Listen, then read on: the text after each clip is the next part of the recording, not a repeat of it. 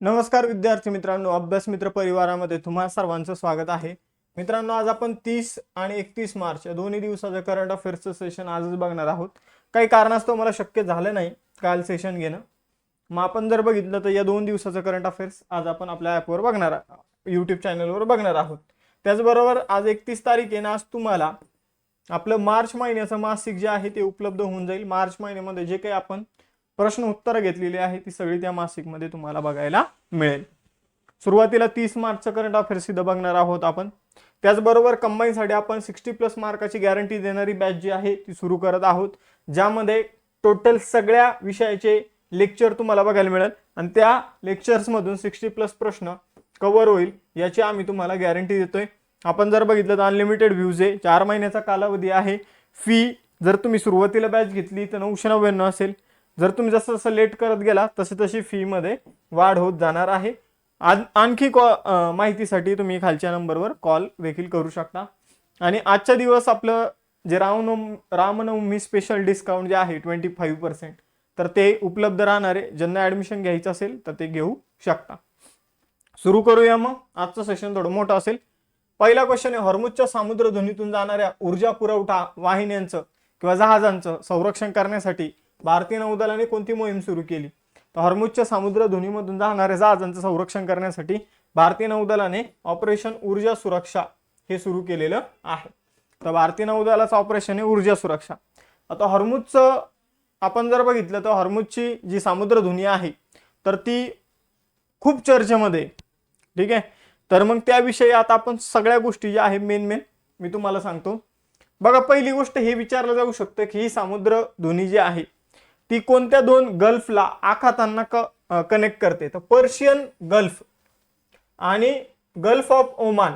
तर जे काही पर्शियन आखात आहे आणि ओमानचा आखात आहे, या 2 ठिकाणांना कनेक्ट करतं हॉर्मुझची सामुद्रधुनी.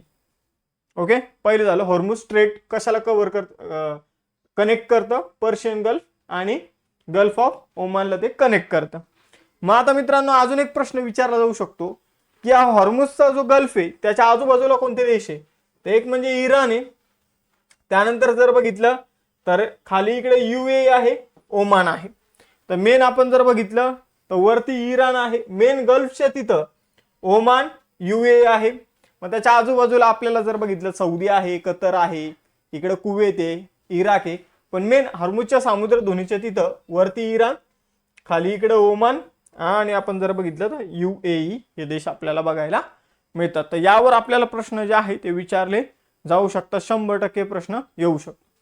आता आपण जर बघितलं तर हे कुणी जाम केलेलं आहे? हे जे काही हॉर्मुझ स्ट्रेट आहे तर हे इराणने जाम केलेलं आहे.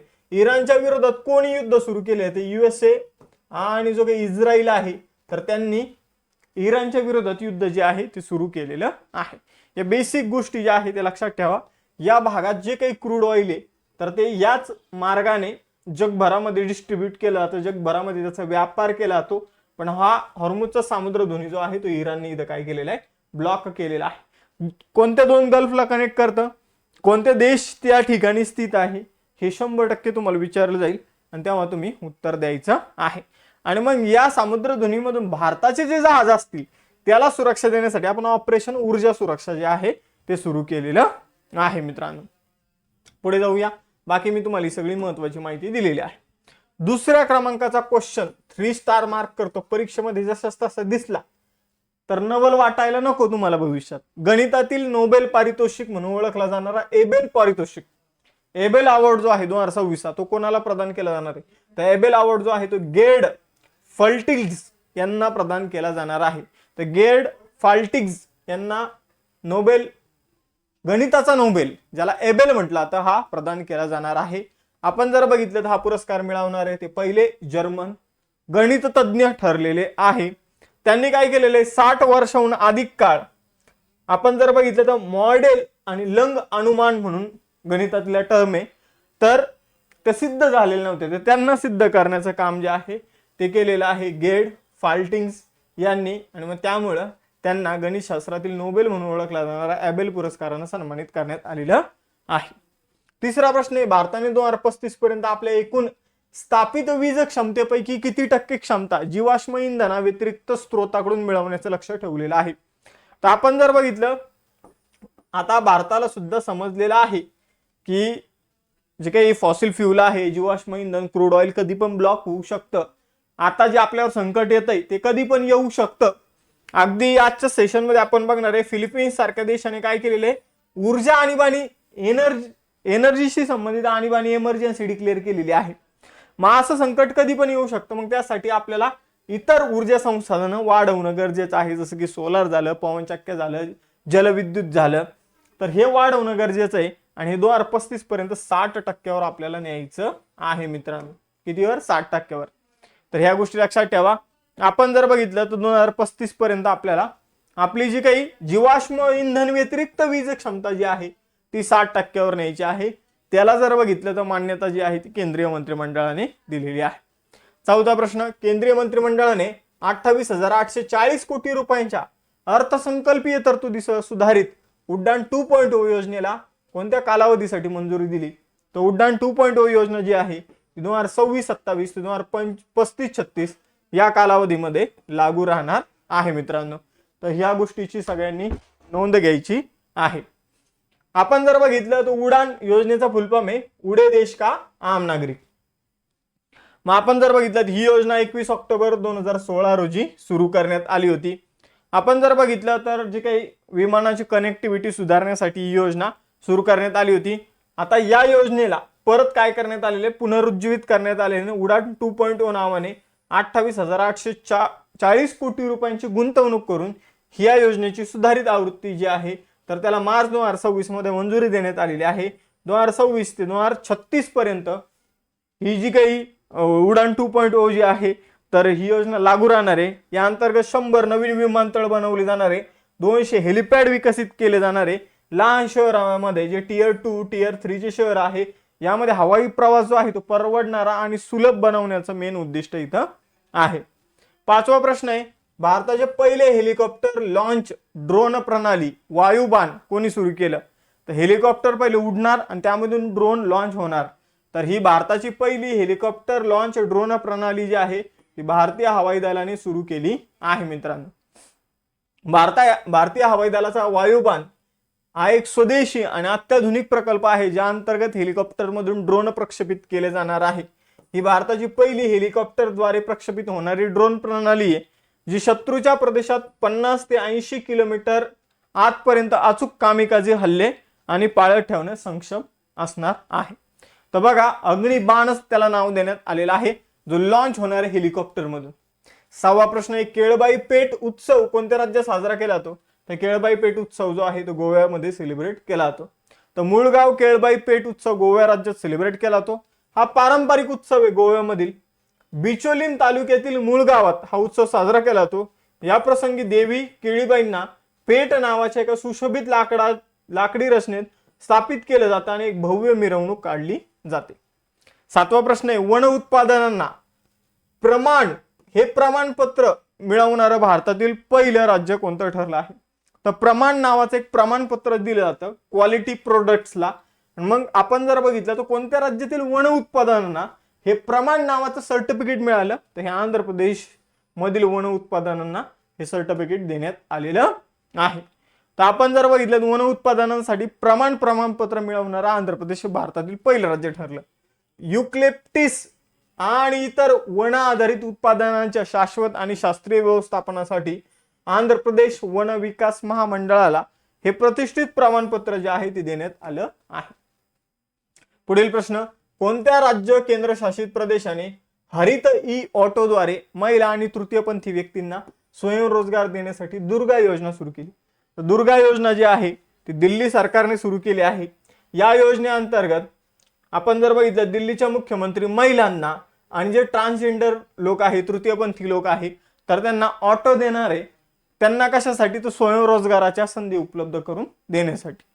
तर अशा प्रकारची योजना आहे. दुर्गाचा फुल फॉर्म आहे ड्रायव्हिंग अपलिफ्टमेंट अँड रोजगार for woman transgender green E auto. Delhi सरकारने 2026-27 अर्थसंकल्पामध्ये महिला आणि तृतीयपंथी व्यक्तींसाठी योजना सुरू केली. या योजनेचा उद्देश 1000 महिला आणि 100 तृतीयपंथी व्यक्तींना नवीन ई ऑटो परवाना अनुदानाने कर्ज सहाय्य देऊन त्यांना आत्मनिर्भर बनवणं हे आहे. हरित ऊर्जेला प्रोत्साहन देणं हे सुद्धा आहे. पुढे जाऊया 9वा प्रश्न. QS वर्ल्ड युनिव्हर्सिटी रँकिंग 2026 मध्ये भारतीय संस्थांमध्ये कोणत्या शैक्षणिक संस्थेला प्रथम क्रमांक मिळवला? तर QS नावाची संस्था आहे जी युनिव्हर्सिटीची रँकिंग देते. त्या रँकिंग मध्ये भारतातली IIT दिल्ली जी आहे ती भारतातली सगळ्यात टॉपची संस्था म्हणून उदयास आलेली आहे. तर IIT दिल्ली एकूण रँकिंग मध्ये 36व्या क्रमांकावर आहे आणि त्यातल्या त्यात इलेक्ट्रिकल आणि इलेक्ट्रॉनिक्स इंजिनिअरिंग मध्ये ती आपल्याला पुढे बघायला मिळते. IIT मुंबई दुसऱ्या क्रमांकावर आहे, 44वा क्रमांक. IIT मद्रास जो आहे, आपण जर बघितलं तर IIT मद्रास जो आहे तो 29वी रँक आहे. आता आपण जर बघितलं तर ही जी काही रँक आहे, ही जी रँक आहे 29, तर ही स्पेशल पेट्रोलियम इंजिनिअरिंग मध्ये. तर तुम्ही फक्त ही रँक लक्षात न ठेवता फक्त एवढं लक्षात ठेवा, भारतातल्या 3 IIT, पहिली IIT दिल्ली, दुसरी आहे IIT मुंबई, तिसरी आहे IIT मद्रास. प्रत्येक IIT कशामध्ये पुढे आहे, जसं की अहमदाबादचं जे काही IIM आहे ते व्यवसाय आणि व्यवस्थापन अभ्यासक्रमामध्ये पहिल्या क्रमांकावर आहे. तर IIT दिल्ली पहिला क्रमांक, IIT मुंबई दुसरा आणि IIT मद्रास तिसऱ्या क्रमांकावर आहे. पुढील प्रश्न आहे, कोणत्या अवकाश वाहतूक कंपनीने 1 मीटर उंच 3D printed rocket booster engine अग्नाइटची यशस्वी चाचणी केली आहे? तर अग्निकुल कॉस्मॉस नावाची कंपनी आहे, खासगी कंपनी आहे. तिने एक इंजिन बनवलेलं आहे. त्या इंजिनचं नाव ठेवलेलं आहे अग्नाइट. काय नाव ठेवलेलं आहे? तर आपण एखादी गोष्ट जाळतो त्याला इग्नाइट म्हणते, तर तसं त्याला अग्नाइट नाव ठेवण्यात आलेलं आहे या इंजिनचं. आपण जर बघितलं तर 1 मीटर उंच 3D printed rocket booster engine असणार आहे. हे जे शेजार रॉकेट दिसतंय ते याचं हे इंजिन असणार आहे, जे या रॉकेटला अवकाशामध्ये घेऊन जाण्यास मदत करेल. अग्निकुल कॉस्मॉस जो चेन्नई स्थित स्टार्टअप आहे, तर त्याने हे इंजिन बनवलेलं आहे अग्नाइट इंजिन. हे इंजिन आपण जर बघितलं तर इन्कोनेल सुपर अलॉयचे बनलेले आहे. म्हणजे वेगवेगळे धातू एकत्रित करून इन्कोनेल आपण जर बघितलं तर एक पदार्थ बनवलेला आहे, स्टील, कार्बन वगैरे. आणि आपण जर बघितलं तर हे जे इंजिन आहे हे 3D प्रिंटेड आहे. म्हणजे एका आठवड्याच्या आत ते प्रिंट करण्यात आलेलं आहे. 3D प्रिंटिंग टेक्नॉलॉजी तुम्हाला माहित असेल की तिथं घरं पण बनवली जातात. मग ज्यामुळे पारंपरिक उत्पादन पद्धतीच्या तुलनेत 97% वेळेची बचत जी आहे ती इथं होणार आहे. पुढील प्रश्न आहे, मार्च 2026 मध्ये ब्रिटिश ब्रॉडकास्टिंग कॉर्पोरेशन BBCच्या नवीन महासंचालकपदी कोणाची नियुक्ती करण्यात आली? तर माजी गुगलचे आपण जर बघितलं तर कर्मचारी मॅट ब्रिटन जे आहे ते BBCचे नवीन महासंचालक बनलेले आहे. तर गुगलमध्ये यांनी काम केलेलं आहे. 18 मे 2026 पासून BBCचं महासंचालक पद त्यांच्याकडे येणार आहे. BBC युनायटेड किंगडमची प्रमुख राष्ट्रीय प्रसारण संस्था आहे, जगातील सर्वात जुनी प्रसारण संस्था आहे. 18 ऑक्टोबर 1922 रोजी स्थापना झालेली आहे. मुख्यालय लंडन इंग्लंडमध्ये आहे. 12 प्रश्न, $1 ट्रिलियन अर्थव्यवस्थेचं लक्ष्य साध्य करण्यासाठी कोणत्या राज्याने AI आधारित सिंगल विंडो पोर्टल निवेश मित्र 3.0 सुरू केला आहे?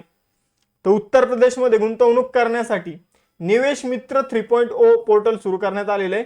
या अंतर्गत गुंतवणूक करून उत्तर प्रदेशला $1 ट्रिलियन अर्थव्यवस्था बनवण्याचे लक्ष्य ठेवण्यात आलेलं आहे. तर आपण जर बघितलं या प्रश्नाचं उत्तर असेल UP. पुढे जाऊया. 13वा प्रश्न आहे, मोस्ट इम्पॉर्टंट आहे, 3 स्टार मार्क करतो याला पण. नासाच्या आगामी आर्टिमिस 2 मोहिमेद्वारे चंद्राची प्रदक्षिणा करणारी पहिली महिला अंतराळवीर कोण ठरल? तर चंद्राची प्रदक्षिणा करणारी पहिली अंतराळवीर जी आहे आपण जर बघितलं आर्टिमिस 2 या मिशन अंतर्गत त्या ठरणार आहे क्रिस्टिना कोच. तर आपण जर बघितलं तर क्रिस्टिना कोच यांनी ऑलरेडी इंटरनॅशनल स्पेस स्टेशन मध्ये 388 दिवस जे आहे ते राहण्याचा विक्रम त्यांच्या नावावर आहे. अंतराळात सर्वाधिक काळ राहण्याचा विक्रम जो आहे तर तो क्रिस्टिना कोच यांच्या नावावर आहे महिलांच्या बाबतीत. ही गोष्ट लक्षात ठेवा, 328 दिवस. आणि आता त्या आर्टेमिस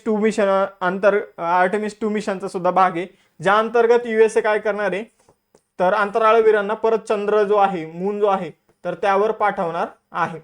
मग त्यामध्ये क्रिस्टिना कोच असणार आहे, ज्या मूनला पहिले एक फेरी जे आहे ते कंप्लीट करणार आहे. पुढे जाऊया. 14वा प्रश्न आहे, स्तुती प्रधानची प्रतिष्ठित वर्ल्ड युथ पार्लमेंट 2026 मध्ये भारताचं प्रतिनिधित्व करण्यासाठी निवड झाली ती कोणत्या राज्याची आहे? तर स्तुती प्रधान जी आहे मित्रांनो ती सिक्कीम राज्याची आहे. सिक्कीम राज्यातील स्तुती प्रदानीची प्रतिष्ठा जागतिक युवा संसद 2026 मध्ये आपल्या देशाचं प्रतिनिधित्व करण्यासाठी निवड झाली. ती वादविवाद आणि नेतृत्वातील उत्कृष्टतेसाठी ओळखली जाते. यापूर्वी ती डेव्हलपमेंट इंडिया युथ पार्लमेंट 2025 विजेती ठरलेली आहे. पुढे जाऊया. पुढील प्रश्न, अमेरिका, इस्रायल आणि इराण यांच्यामध्ये वाढत्या तणावामुळे मार्च 2026 मध्ये कोणत्या देशाने राष्ट्रीय ऊर्जा आणीबाणी जाहीर केली? तर हे एनर्जी इमर्जन्सी जे आहे ते फिलिपिन्सने जाहीर केलेली आहे. हे ऑलरेडी मी तुम्हाला सांगितलेलं आहे. तर हॉर्मुझची सामुद्रधुनी बंद झालेली, त्यामुळे ही आणीबाणी जारी करण्यात आलेली आहे. फिलिपिन्सची राजधानी मनिला आणि चलन आहे फिलिपिन पेसो. मित्रांनो, आता 31 मार्चचं करंट अफेअर सुरू करूया आपण. त्यापूर्वी 60 मार्क प्लस गॅरंटीची बॅच जॉईन करायची असेल तर वेळ नका घालू, सुरुवातीला जॉईन करा. पटपट एक विषयाचे लेक्चर जे आहे ते बघून काढा. आजच्या दिवसासाठी इतर बॅचेस जे आहे त्यावर 25% डिस्काउंट असणार आहे. रामनवमीचा शेवटचा दिवस तुम्हाला या डिस्काउंटचा बघायला मिळणार आहे. सुरू करूया 31 मार्च रोजीच्या चालू घडामोडी.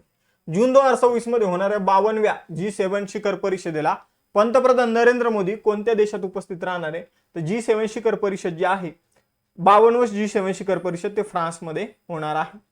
आपण जर बघितलं तर यापूर्वी 51व G7 शिखर परिषद जे आहे ते कॅनडामध्ये झालेले आहे. 50व G7 शिखर परिषद जे आहे ते इटलीमध्ये झालेलं आहे. आणि आता मोदीजी जर आपण बघितलं तर ते फ्रान्समध्ये होणार G7 शिखर परिषद जे जूनमध्ये होणार आहे तर त्यासाठी फ्रान्सला उपस्थित राहणार आहे. आता महत्त्वाच्या परिषदा एकदा रिवाइज करून घेऊया. जागतिक व्यापार संघटनेची 14वी मंत्रिस्तरीय परिषद याउंडे कॅमेरून येथे होणार आहे. जागतिक भ्रष्टाचार विरोधी परिचालन नेटवर्कची ग्लोब नेटवर्कची 12वी परिषद नवी दिल्लीमध्ये होणार आहे. झालेली ऑलरेडी ती. देशातील पहिली राष्ट्रीय परिषद शीतजल मत्स्य व्यवसाय 2026 श्रीनगर जम्मू काश्मीरमध्ये होणार आहे. Global AI impact summit 2027 Geneva स्वित्झर्लंडमध्ये होणार आहे. 39वी आफ्रिकन युनियन शिखर परिषद 2026 आदिस अबाबा इथिओपियामध्ये होणार आहे. म्युनिक सुरक्षा परिषद 62वी आवृत्ती जर्मनीमध्ये होणार आहे. जागतिक शासन शिखर परिषद 2026 दुबई संयुक्त अरब अमिरातमध्ये होणार आहे. जागतिक आर्थिक मंचाची 56वी वार्षिक बैठक 2026 दावोस स्वित्झर्लंडमध्ये झाली. 18वी ब्रिक्स शिखर परिषद 2026 भारतामध्ये होणार आहे. आंतरराष्ट्रीय नवीकरण ऊर्जा संस्थेची 16वी बैठक अबुधाबी संयुक्त अरब अमिरातमध्ये होणार आहे. दुसरी आंतरराष्ट्रीय ऑलिम्पिक संशोधन परिषद भारतामध्ये होणार आहे. राष्ट्रीय वस्त्रोद्योग मंत्री परिषद 2026 गुवाहाटीमध्ये होणार आहे. वायमर त्रिकोण स्वरूपातील परराष्ट्र मंत्र्यांची बैठक पॅरिस फ्रान्समध्ये होणार आहे. इंडिया पॉवर समिट 2026 नवी दिल्लीमध्ये होणार आहे. तर संयुक्त राष्ट्र जैवविविधता परिषद 2026 जी आहे COP17 बायोडायव्हर्सिटीशी संबंधित ती एरवेन आर्मेनियामध्ये होणार आहे. पुढे जाऊया. दुसरा प्रश्न, कोणत्या देशाने ताशी 275 किलोमीटर वेगाने धावण्यास सक्षम असणारी जगातील पहिली माल वाहतूक बुलेट ट्रेन सुरू केली? तर जगातील पहिली मालवाहू वाहतूक बुलेट ट्रेन जी आहे तर ती सुरू केलेली आहे जपानने, जिचा वेग असणार आहे 275 किलोमीटर प्रति तास. आपल्या देशामध्ये एक बुलेट ट्रेन सुरू होईना, दुसऱ्या देशांनी माल वाहतूक बुलेट ट्रेन सुरू केलेली आहे. तर तुम्ही बघू शकता बाकीचे देश किती प्रगत आहेत, किती पुढे गेलेले आहेत. तर आपण जर बघितलं तर आपण पण पुढे जातोय, पण आपल्याला त्या स्पीडने आपण प्रगती नाही करत आहे ज्या स्पीडने करायला पाहिजे. आपल्या देशात वेगवेगळ्याच गोष्टी चालू राहतात. ही ट्रेन जपानच्या शिंकासेन नेटवर्कवर धावते. जपानची राजधानी आहे टोकियो. चलन आहे येन. पहिल्या महिला मुख्यमंत्री आहे साने ताकाची. तिसरा प्रश्न, 1861 पासून चालत आलेली 165 वर्षाची परंपरा मोडून आता अमेरिकन डॉलरच्या नोटेवर कुणाची स्वाक्षरी असेल? तर बघा, अमेरिकन आता जसं भारताची जी काही नोट असते तर त्यावर RBIच्या गव्हर्नरची साईन असते. तर तिथं पण अमेरिकेमध्ये पण तशाच प्रकारचं सिस्टम होतं. जे ट्रेजरी ऑफिसर वगैरे असायचे त्यांची सही असायची, पण आता ते सगळं बंद करण्यात आलं आणि डॉलरवर आता डोनाल्ड ट्रम्प यांची सही असणार आहे, म्हणजे राष्ट्रपतींची सही असणार आहे. तर 1961 नंतर प्रथमच आता आपण जर बघितलं तर अमेरिकेची जी डॉलर असणार आहे त्यावर राष्ट्रपतीची सही असणार आहे.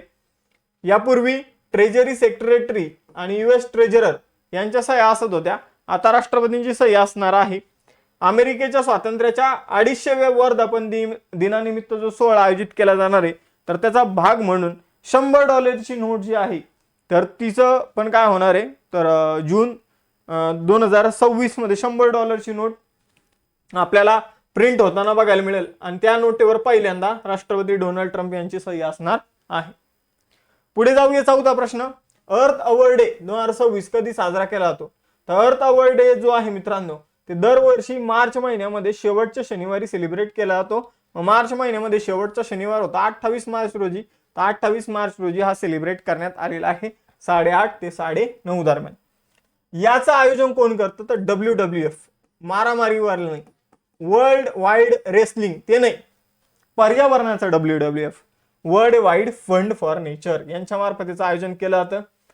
अर्थ आवर साजरा होण्यासाठी 20 वर्ष कंप्लीट झाले. मग यावर प्रश्न येऊ शकतो. थीम आहे the biggest hour for earth.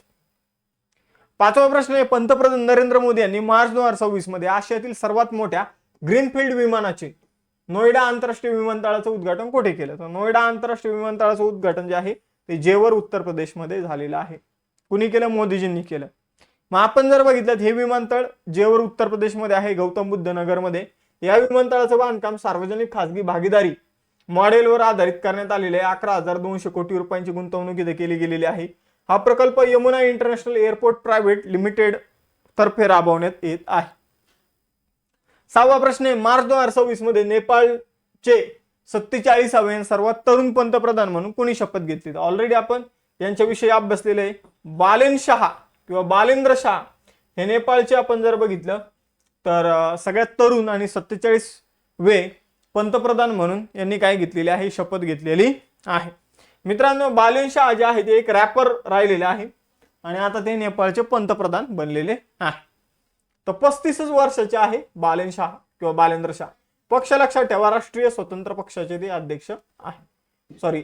राष्ट्रीय स्वतंत्र पक्षाचे ते नेते आहे. पुढे जाऊया नेपाळ. तर नेपाळ आपण जर बघितलं तर जे काही संघराज्य लोकशाही प्रजासत्ताक असं नेपाळचं नाव आहे. दक्षिण आशियामध्ये तो काठमांडू राजधानी आहे. नेपाळी भाषा आहे, नेपाळी रुपया तिथलं चलन आहे. सातवा प्रश्न आहे, खादी, हातमाग आणि हस्तकला क्षेत्राचं आधुनिकीकरण करण्यासाठी केंद्र सरकारने मार्च 2026 मध्ये सुरू केलेल्या उपक्रमाचं नाव काय? तर खादी, हातमाग आणि हस्तकला उद्योगांचा आधुनिकीकरण करण्यासाठी आपण जर बघितलं केंद्र सरकारने महात्मा गांधी ग्राम स्वराज उपक्रम सुरू केला आहे. खादीला प्रमोट करण्यामध्ये महात्मा गांधींचा एक मेन रोल होता. आणि मग आपण जर बघितलं खादी, हस्तकला यांना मॉडर्नायझेशन करण्यासाठी महात्मा गांधी ग्राम स्वराज उपक्रम सुरू केलेला आहे. या योजनेचा उद्देश खादी, हातमाग, हस्तकला क्षेत्रांना बळकट करून ग्रामीण रोजगार वाढवणं. पुढील प्रश्न आहे, भारताचा पहिला ओपन सोर्स मानसिक विकारांचा डेटाबेस क्लॅमब्रेन कुठे सुरू करण्यात आलेला आहे? तर मानसिक विकारांशी संबंधित सगळी माहिती जी आहे ती यामध्ये एकत्रित केली जाणार आहे आणि बेंगलोरमध्ये हा डेटाबेस आपल्याला बघायला मिळेल निम्हास नावाच्या संस्थेमध्ये. तर आपण जर बघितलं बेंगलोरमध्ये राष्ट्रीय मानसिक आरोग्य आणि मज्जासंस्था विज्ञान संस्था जिला निम्हास म्हटलं जातं, तर यामध्ये भारताचा पहिला ओपन सोर्स मानसिक विकार डेटाबेस क्लॅमब्रेन सुरू केला जाणार आहे. मानसिक आजारांची मूळ कारणं आणि त्यावरील उपचार अधिक चांगल्या प्रकारे समजून घेण्यासाठी मेंदूची रचना आणि कार्याविषयी माहिती संशोधन आणि चिकित्सकांना उपलब्ध करून देणं हे त्याचं उद्दिष्ट आहे. पुढील प्रश्न आहे, आंतरराष्ट्रीय ऑलिम्पिक समितीने 2028च्या लॉस एंजेलिस ऑलिम्पिकमध्ये महिलांच्या गटातील स्पर्धांमध्ये कोणाला सहभागी होण्यास बंदी घातली आहे? तर आपण जर बघितलं तर महिलांच्या गटामध्ये ट्रान्सजेंडर महिलांना इथे काय घातलेली आहे? बंदी घातलेली आहे. म्हणजे जे काही महिला खेळाडू असतील त्यामध्ये ट्रान्सजेंडर खेळाडू खेळू शकणार नाही. का? तर आपण जर बघितलं तर तुम्ही बघितलं असेल ते संजय बांगर यांचे मुलगा आहे, काय मला आता त्यांचं नाव नाही माहित, पण ते ट्रान्सजेंडर बनलेले आहे जीन थेरपी करून.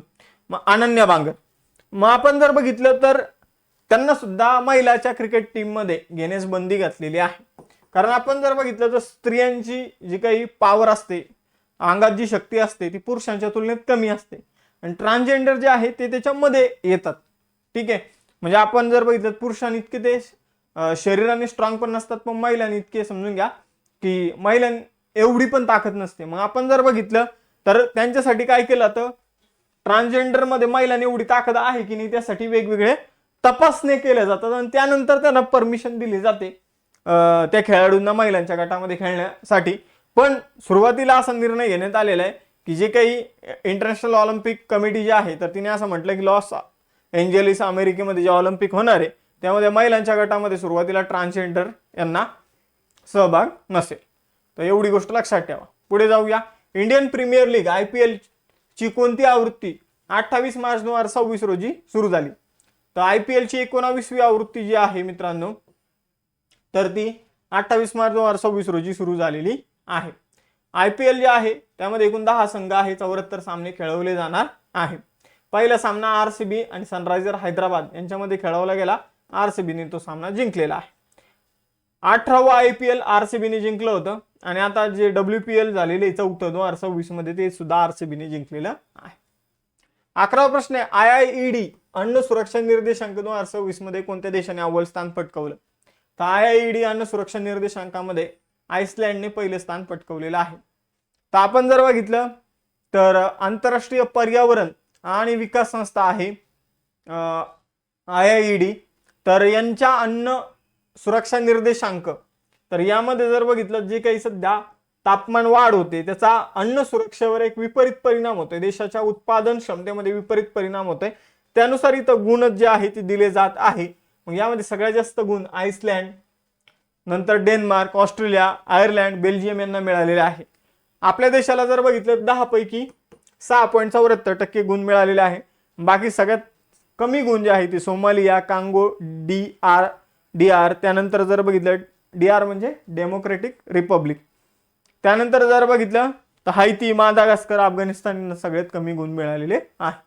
12वा प्रश्न आहे, कोणत्या संस्थेने संरक्षण दलातील कर्मचारी, निमलष्करी दल आणि केंद्र राज्य सरकारी कर्मचाऱ्यांसाठी गृह सुगम पोर्टल सुरू केलं?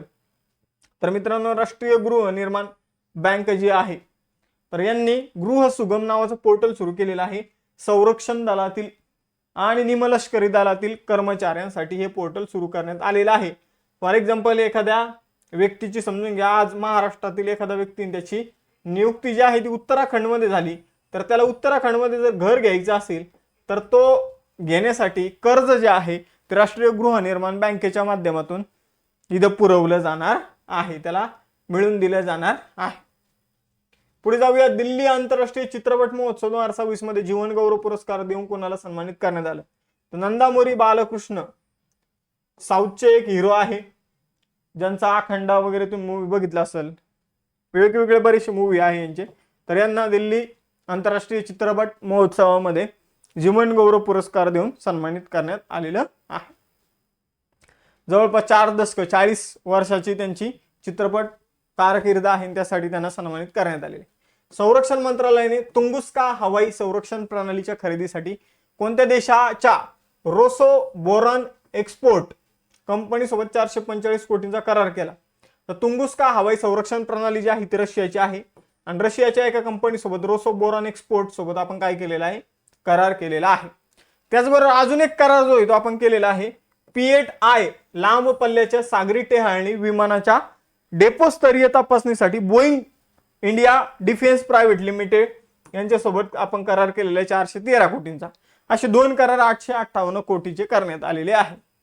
पुढे जाऊया, 15वा क्वेश्चन, मार्च 2026 मध्ये कोणत्या इंडियन इन्स्टिट्यूट ऑफ मॅनेजमेंटने आपल्या कॅम्पसमध्ये Krishnamurthy Tandon school of artificial इंटेलिजन्सची स्थापना केली? तर IIM Indian institute of management अहमदाबादने आपल्या, आपण जर बघितलं तर आवारामध्ये कॅम्पसमध्ये Krishnamurthy Tandon school of artificial intelligence AIचं एक आपण जर बघितलं तर स्कूल सुरू केलेलं आहे. या स्कूल सुरू करण्यासाठी 100 कोटी रुपये चंद्रिका आणि रंजन टंडन यांच्याकडून देण्यात आलेले आहे आणि याला Krishnamurthy Tandon school of artificial intelligence असं नाव देण्यात आलेलं आहे, जे IIM अहमदाबाद मध्ये सुरू करण्यात आलेलं आहे. आय होप आजचं सेशन आवडलं असेल. आजचं सेशन थोडं मोठं झालं कारण 2 दिवसाचे चालू घडामोडी होत्या, पण आपण काही स्किप होऊन दिले नाही. 6 जानेवारीपासून लेक्चर चालू केले पण एकही दिवसाचं करंट अफेअर्स आपलं स्किप झालेलं नाहीये. मग थांबूया आपण इथं, भेटूया नेक्स्ट सेशन मध्ये. चलो बाय बाय एव्हरीवन, जय हिंद.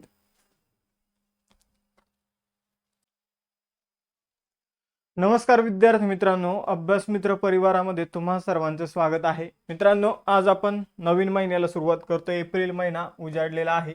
मार्च महिना खूपच डेंजर होता, खूप युद्ध, सगळ्या गोष्टी बघितल्या, गॅसचं प्रॉब्लेम, पेट्रोल डिझेल प्रॉब्लेम, सगळ्या गोष्टी फेस झाल्या. आता एक नवीन महिना सुरू होतोय. ईश्वरचरणी हीच प्रार्थना आहे की हा महिना जो आहे तो सगळ्यांसाठी चांगला असेल. मित्रांनो, 1 एप्रिल 2026 रोजीचं चालू घडामोडी आता आपण अभ्यासणार आहोत. तुम्हाला मार्च महिन्याचं मासिक जे आहे तर ते आपल्या ॲपवर उपलब्ध झालेलं आहे, ते तुम्ही तिथून त्याची PDF डाउनलोड करू शकता. आणि त्याचबरोबर आजपासून आपली एक नवीन बॅच सुरू होती 60+ मार्क देणारी गॅरंटीची. 60+ मार्काची गॅरंटी देणारी ही बॅच असणार आहे. परीक्षा झाल्यानंतर या बॅचमधील व्हिडिओमधून कोणकोणते प्रश्न आले यावर एक व्हिडिओ बनवला जाईल. 100% 60+ प्रश्न या बॅचमधून येणार आहे.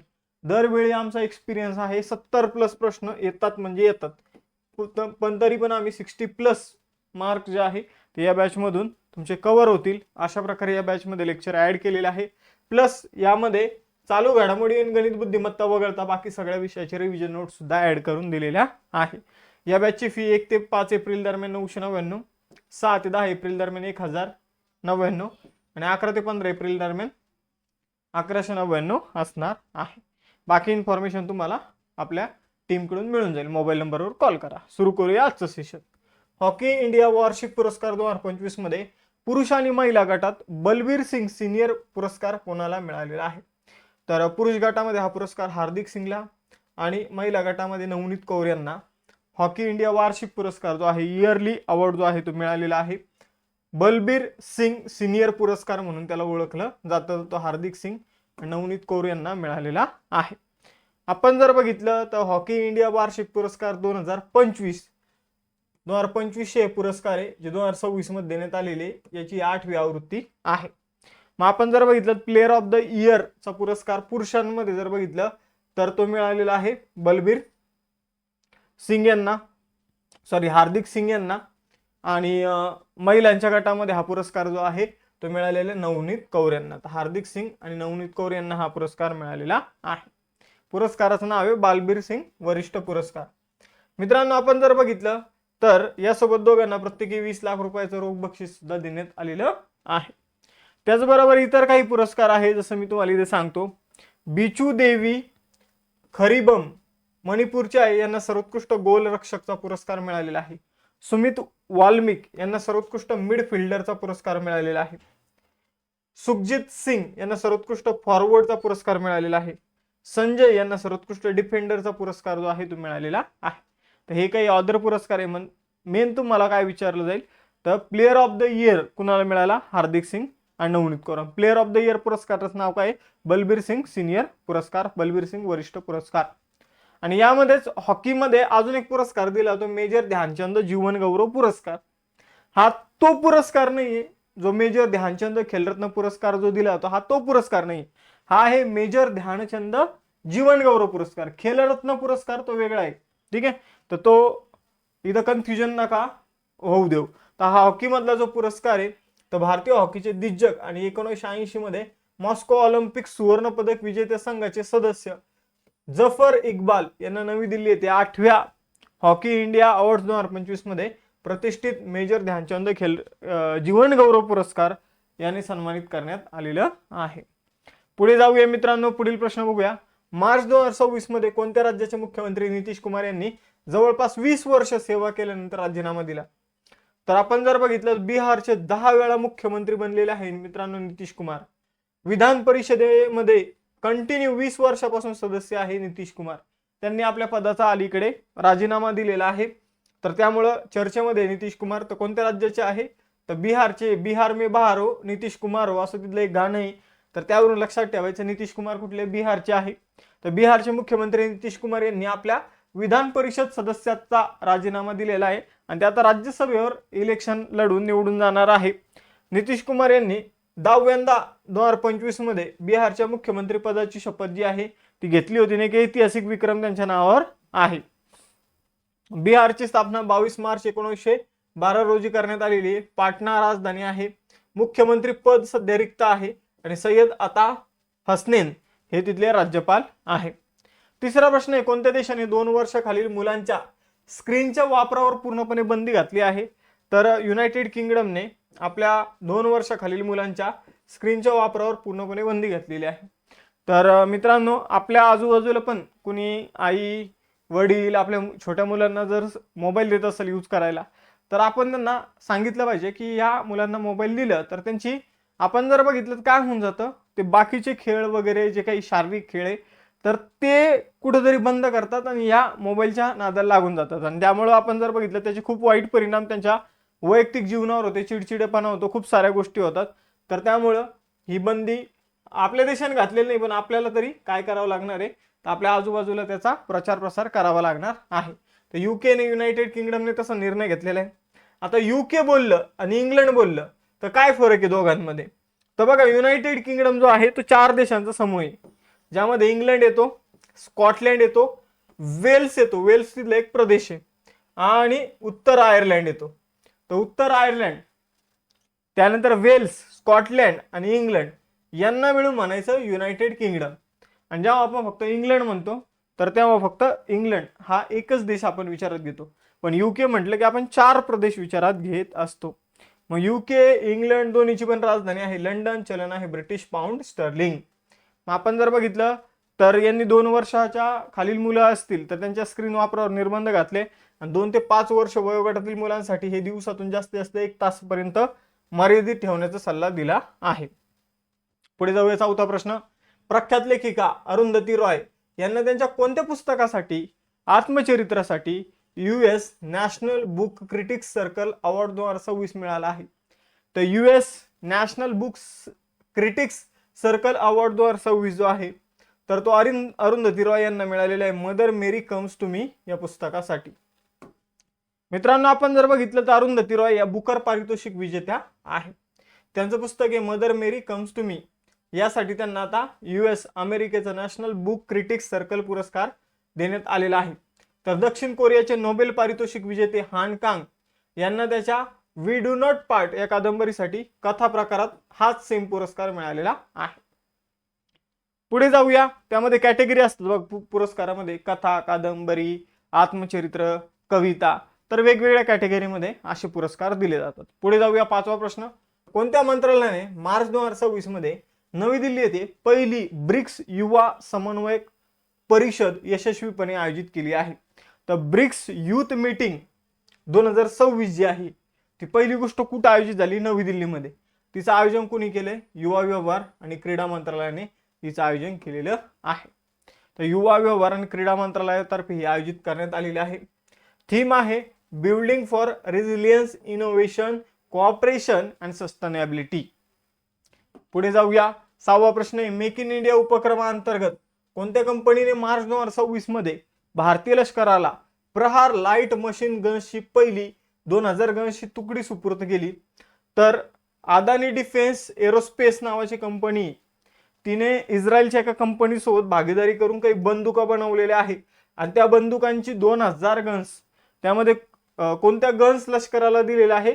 तर खास करून जर आपण बघितलं तर प्रहार लाईट मशीन गन्स, LMG त्यांना म्हटलं, तर ज्या वजनाला हलक्या असतात, तर त्या गन्सच्या 2000 गन्सची तुकडी जी आहे ती भारतीय सैन्याला दिलेली आहे. मग आपण जर बघितलं तर इस्रायलची कोणती कंपनी आहे? तर इस्रायलची वेपन इंडस्ट्रीजच्या सहकार्याने याला विकसित करण्यात आलेला आहे.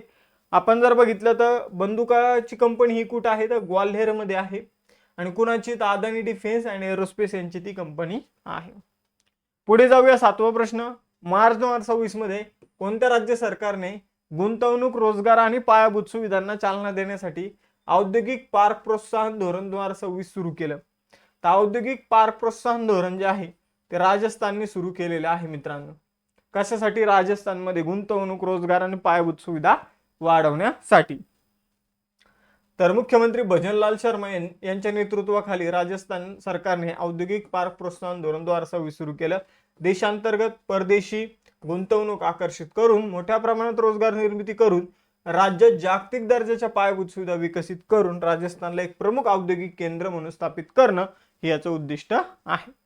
पुढील प्रश्न आहे. केंद्रीय मंत्री नितीन गडकरी आणि अश्विनी वैष्णव यांनी मार्च 2026 मध्ये रस्ते, रेल्वे, पूल प्रकल्पांसाठी कोणतं पोर्टल सुरू केलं? तर रस्त्याचे, रेल्वेचे पूल बनवण्यासाठी एक पोर्टल सुरू करण्यात आलं. प्रिझम SG पोर्टल असं त्याला नाव देण्यात आलं. तर आपण जर बघितलं तर portal for rail road inspection and stages management असं त्याचं प्रिझमचा फुल फॉर्म आहे, आणि SGचा फुल फॉर्म आहे स्टील ग्रिडेड.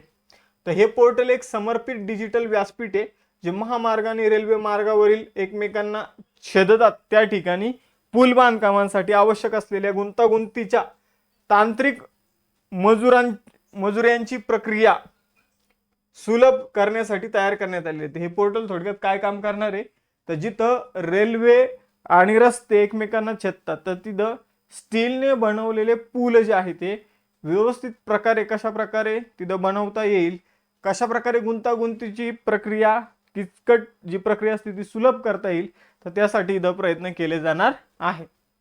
पुढील प्रश्न आहे, मार्च 2026 मध्ये देशातील पहिल्या हायड्रोजनवर चालणाऱ्या ट्रेन सेटची यशस्वी दोलन चाचणी कुठे पूर्ण झाली। आता हायड्रोजनवर चालणारी ट्रेन जी आहे तर त्या ट्रेन सेटची दोलन चाचणी म्हणजे नेमकं काय, तर बघा हायड्रोजनवर चालणारी ही ट्रेन जेव्हा रेल्वेच्या रुळावर चालन तर ट्रेन सेटची दोलन चाचणी म्हणजे ही या ट्रेनचा बॅलन्स व्यवस्थित आहे का, बरोबर। त्यामध्ये बऱ्याचशा गोष्टी येतात। ही चाचणी जिंद सोनीपत या ठिकाणी करण्यात आलेली आहे हरियाणामध्ये। तर जिथं ट्रेनची स्थिरता, ट्रेनची सुरक्षितता, प्रवासाच्या गुणवत्तेचं मूल्यांकन केलं जातं, तर याला म्हटलं तर ट्रेन सेटची दोलन चाचणी जी जिंद सोनीपत मध्ये करण्यात आलेली आहे। पुढे जाऊया, अदानी पोर्ट्सने कोणत्या बंदरावर आपत्कालीन परिस्थितीसाठी भारताचं पहिलं कार्यान्वित पोर्ट ऑफ रिफ्यूज आश्रय बंदर स्थापन केलं आहे। तर एखादं जहाज खराब झालं, एखादं जहाज समुद्रामध्ये समजून घ्या की नैसर्गिक संकट आलं किंवा इतर कृत्रिम संकटामुळे एखादं जहाज डॅमेज झालं तर त्याला लवकरात लवकर त्याला दुरुस्त केलं जाईल अशा प्रकारचे फॅसिलिटी गोपालपूर ओडिशाच्या बंदरावर आणि दिघी महाराष्ट्राच्या बंदरावर अदानी पोर्ट्सने सुरू केलेली आहे। म्हणजे आपण जर बघितलं तर यामध्ये काय होणार आहे, तर या उपक्रमाचा उद्देश सागरी आपत्कालीन परिस्थितीमध्ये अडकलेल्या जहाजांना सुरक्षित आश्रय देणं, त्यांची दुरुस्ती करणं, प्रदूषण नियंत्रण करणं, कर्मचाऱ्यांची सुरक्षितता निश्चित करणं हा या कार्यक्रमाचा मेन उद्देश आहे, ज्यामुळे भारताच्या 11,000 किलोमीटर लांबीच्या किनारपट्टीच्या सुरक्षेला चालना मिळणार आहे। तर Adani ports and special economic झोनने दिघी आणि गोपालपूर जे महाराष्ट्र आणि ओडिशामधील बंदर आहे तर हे तिथं हे पोर्ट ऑफ रिफ्यूज उभारलेले आहे। पुढील प्रश्न आहे, मार्च 2026 मध्ये भारतीय नौदलाच्या कोणत्या नौकानयन प्रशिक्षण जहाजाने फ्रान्समधील प्रतिष्ठित एस्केल आ सेट सागरी महोत्सवात भाग घेतला। तर फ्रान्समध्ये एस्केल आ सेट या सागरी महोत्सवामध्ये भारतीय नौदलाच्या INS सुदर्शनी हिने भाग घेतलेला आहे। आपण जर बघितलं तर मार्च 2026 मध्ये भारतीय नौदलाच्या INS सुदर्शनी या नौकानयन प्रशिक्षण जहाजाने तिच्या 10 महिन्याच्या लोकायन 2026 या महासागरीय मोहिमेचा भाग म्हणून फ्रान्समध्ये सेट बंदरात आयोजित एस्केल आ सेट सागरी महोत्सवात सहभाग घेतलेला आहे। हे जहाज 20 जानेवारी 2026 रोजी कोची येथून 13 देशांच्या प्रवासासाठी निघलेलं आहे। 12वा प्रश्न, IPLच्या इतिहासात लक्ष्याचा पाठलाग करताना 4000 धावा पूर्ण करणारा पहिला क्रिकेटपटू कोण बनला, तर विराट कोहली, नो डाऊट। पुढे जाऊया, आपण जर बघितलं तर किती रन बनवले, काय बनवले हे लक्षात ठेवायची गरज नाही। त्याने शोएब मलिकला मागे टाकलेला आहे। T20 क्रिकेटमध्ये सर्वाधिक धावा करणारा तो आशियाई खेळाडू बनण्याचा मान देखील त्याने मिळवलेला आहे। तर आपण जर बघितलं तर आशियामध्ये सगळ्यात जास्त T20 रन्स त्याचे आहे। आणि दुसरी गोष्ट म्हणजे IPLच्या इतिहासामध्ये धावांचा पाठलाग करतेले 4000 धावा बनवलेल्या आहे। 13वा प्रश्न आहे, आंतरराष्ट्रीय बौद्ध परिषदेत जागतिक शांततेतील योगदानाबद्दल महापुरस्कार देऊन कोणाला सन्मानित करण्यात आलेला आहे, तर आंतरराष्ट्रीय बौद्ध परिषदेत जागतिक शांततेतील योगदानाबद्दल पुरस्कार जो आहे तो जुप्पल्ली कृष्णराव यांना मिळालेला आहे, जे तेलंगणाचे सांस्कृतिक मंत्री आहे। तर हैदराबादमध्ये आयोजित आंतरराष्ट्रीय बौद्ध परिषद कुठे आयोजित आहे, हैदराबादमध्ये। तर त्यांना शांततेसाठी हा पुरस्कार जो आहे महापुरस्कार ग्रँड प्राइजने सन्मानित करण्यात आलेला आहे। 14वा प्रश्न आहे, पेंग्विन इंडियाने प्रकाशित केलेल्या शहर में गाव या पुस्तकाचा लेखक कोण आहे, तर बघा मित्रांनो, आपण जर बघितलं तर शहर में गाव culture, conflict and change in the urban village of Delhi हे पुस्तक जे आहे ते प्रकाशित झालेलं आहे। आणि हे पुस्तक जर आपण बघितलं तर ते आहे मित्रांनो एकता चव्हाण यांचं ते पुस्तक आहे। आणि त्याचबरोबर महत्वाची पुस्तकं त्यांचे लेखक आपण बघूया, the golden road how ancient India transform the world हे पुस्तक विल्यम डेलरिम्पल यांचं आहे. 4 स्टार डेस्टिनी हे पुस्तक जनरल एम एम नरवणे यांचं आहे. The sage who reimagine Hinduism, the life lesson and legacy of Shri Narayana Guru हे पुस्तक शशी थरूर यांचं आहे. हिस्ट्री दॅट इंडिया इग्नोर्ड हे पुस्तक प्रेम प्रकाश यांचं आहे. Atal Bihari Vajpayee the eternal statement हे पुस्तक विजय गोयल यांचं आहे. महात्मा अ ग्रेट कम्युनिकेटर हे पुस्तक धीरज काकडे यांचं आहे. अग्नि सुरसुल्लो विकासितिन चिना कमलाम द्रौपदी मुर्मू हे पुस्तक यार्लंगड्डा लक्ष्मीप्रसाद यांचं आहे. त्यानंतर जर बघितलं तर the unprecedented success story of the first indigenous supersonic multi target surface to air missile system Akash हे पुस्तक जी चंद्रमौली यांचं आहे. Reclaim incredible a blue print of Indian tourism unclaim throne हे पुस्तक नवीन कुंदू यांचं आहे. 15वा प्रश्न आहे, दिल्लीतील द्वारका येथे ओमेक्स स्टेट क्रिकेट स्टेडियम मधील पिंक स्टँडला कोणत्या भारतीय महिला क्रिकेटपटूचं नाव देण्यात आलेले आहे? तर दिल्लीतील द्वारका येथे जे ओमेक्स स्टेट क्रिकेट स्टेडियम आहे तिथं पिंक स्टँडला हरमनप्रीत कौर यांचं नाव देण्यात आलेलं आहे. तर आपण जर बघितलं तर हरमनप्रीत कौर कोण आहे? तर भारतीय महिला क्रिकेट संघाच्या कर्णधार आहे, ज्यांनी आता रिसेंटली ओडीआय विश्वचषक जो आहे तो जिंकून दिलेला आहे. तर अशा प्रकारे आजचं सेशन इथे समाप्त होतं. आय होप तुम्हाला सेशन आवडलं असेल. सेशन आवडलं असल्यास सेशन लाईक, चॅनल सबस्क्राईब करायला विसरू नका. थांबूया इथं, भेटूया नेक्स्ट सेशनमध्ये. चलो बाय बाय, जय हिंद. नमस्कार विद्यार्थी मित्रांनो, अभ्यास मित्र परिवारामध्ये तुम्हा सर्वांचं स्वागत आहे. मित्रांनो, आज आपण 2 आणि त्याचबरोबर 3 एप्रिल रोजीच्या चालू घडामोडीचा अभ्यास करणार आहोत. मित्रांनो, थोडं लग्नाची तयारी सुरू असल्यामुळं सेशन जे आहे तर त्यामध्ये थोडा गॅप बघायला मिळतोय, पण तुमचा गॅप पडून देणार नाही. कारण समजून घ्या, ज्या दिवशी सुट्टी झाली तर त्या दिवशीचं करंट अफेअर्स नेक्स्ट डेला मी कव्हर करण्याचा प्रयत्न करल. तर जोपर्यंत समजून घ्या 1 मेला लग्न आहे, तर त्यामुळे जर बघितलं तर जोपर्यंत करंट अफेअर्स घेता येईल तोपर्यंत आपण घेऊ या महिन्यामध्ये. आणि त्यानंतर 1 मेला लग्न झाल्यानंतर जेवढं लवकरात लवकर बाकी राहिलेलं करंट अफेअर्स जे आहे एप्रिल एंडिंगचं थोडं राहून जाईल, तर ते सुद्धा आपण कव्हर करण्याचा प्रयत्न करू. ठीक आहे. तर तुम्ही डेली सेशन बघत असाल तर सेशनला लाईक करा, चॅनलला सबस्क्राईब करायला विसरू नका. मित्रांनो बघा, आपलं 3 महिन्याचं मासिक जे आहे ते आलेलं आहे. आपण फी जी आहे ती कमीच ठेवलेली आहे, 50 रुपये फी ठेवलेली आहे फक्त आता मार्च महिन्याच्या मासिकची. आणि त्यावर पण तुम्ही 25% डिस्काउंट वगैरे अप्लाय करू शकता. 135 रुपयात तुम्हाला हे मासिक मिळून जाणार आहे. तर जानेवारी, फेब्रुवारी आणि मार्च सुरुवातीला आपण फी जास्त ठेवली होती, 100 रुपये ठेवली होती जानेवारीची, नंतर फेब्रुवारीची 75 आणि आता 50 रुपये ठेवलेली आहे, जेणेकरून जास्तीत जास्त मुलांना हे मासिक डाउनलोड करता यावं आणि त्याचा फायदा घेता यावा. यासाठी तुम्हाला अभ्यास मित्राचं ॲप्लिकेशन जे आहे ते डाउनलोड करायचं आहे. या मासिकमधून तुमच्या सगळ्या घडामोडी या दरम्यानच्या कव्हर होऊन जाणार आहे. त्याचबरोबर 60+ मार्काची गॅरंटी देणारी बॅच आपण सुरू केलेली आहे. दरवर्षी आपल्या जे काही आपण शिकवतो आपल्या बॅचेस जे असतात त्यामधून 60, 65, 70, 75 प्रश्न येतात. आणि हे फक्त हवेत गोळ्या मारायच्या नाही, तर प्रश्न आल्यानंतर त्याबाबतचा व्हिडिओ जो आहे तो यूट्यूबवर आम्ही दाखवतो. प्रत्येक शिक्षक समोर येतो, त्याने जो विषय शिकवलेला आहे त्यामधून किती कोणते कसे प्रश्न आले तो डायरेक्ट तिथे दाखवतो विथ प्रूफ. मित्रांनो, अशी 60+ मार्काची गॅरंटी देणारी बॅच आहे, ज्यामध्ये सर्व विषयाचे लेक्चर असणार आहे कंबाईन पूर्व परीक्षेसाठी. आणि नोट्स फक्त गणित बुद्धिमत्ता आणि त्याचबरोबर चालू घडामोडी वगळता ज्या नोट्स आहे त्या तुम्हाला शॉर्ट रिव्हिजन नोट्स जे आहे ते मिळून जाईल. बाकी चालू घडामोडीचं जर तुम्हाला मासिक वगैरे पाहिजे असेल तर ते आपण बनवत आहोत, जसं जसं बनवतोय तसं ॲपवर आपण उपलब्ध करत आहोत. त्याचबरोबर हनुमान जयंतीची ऑफर जी आहे ती 5 एप्रिल पर्यंत तुम्हाला बघायला मिळणार आहे, ज्यामध्ये 25% डिस्काउंट राहणार आहे. हनुमान नावाचं कुपन तुम्ही यूज करू शकता. सुरू करूया आजचं सेशन. मार्च 2026 मध्ये अरब लीगच्या नवीन महासचिवपदी कुणाची नियुक्ती झाली आहे?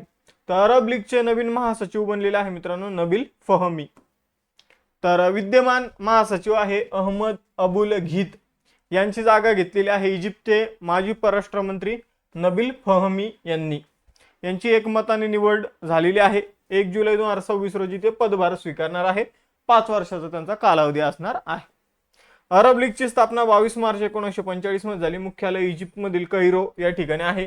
सध्या 22 सदस्य देश आहे आणि संस्थापक देश जे आहे त्यामध्ये इजिप्त आहे, इराक आहे, जॉर्डन, लेबनॉन, सौदी अरेबिया, सिरिया आणि येमेन हे 7 देश संस्थापक देश आहे आणि आता सदस्य देशांची संख्या 22 झालेली आहे. आणि अरब लीगचे नवीन अध्यक्ष, महासंचालक, महासचिव जे आहे, ठीक आहे, म्हणजे हे पण मेनच पद आहे, महासंचालक, अध्यक्ष यालाच म्हटलं तर महासचिव कोण बनलेले आहे तर नबील फहमी. नाव लक्षात ठेवायचं आहे.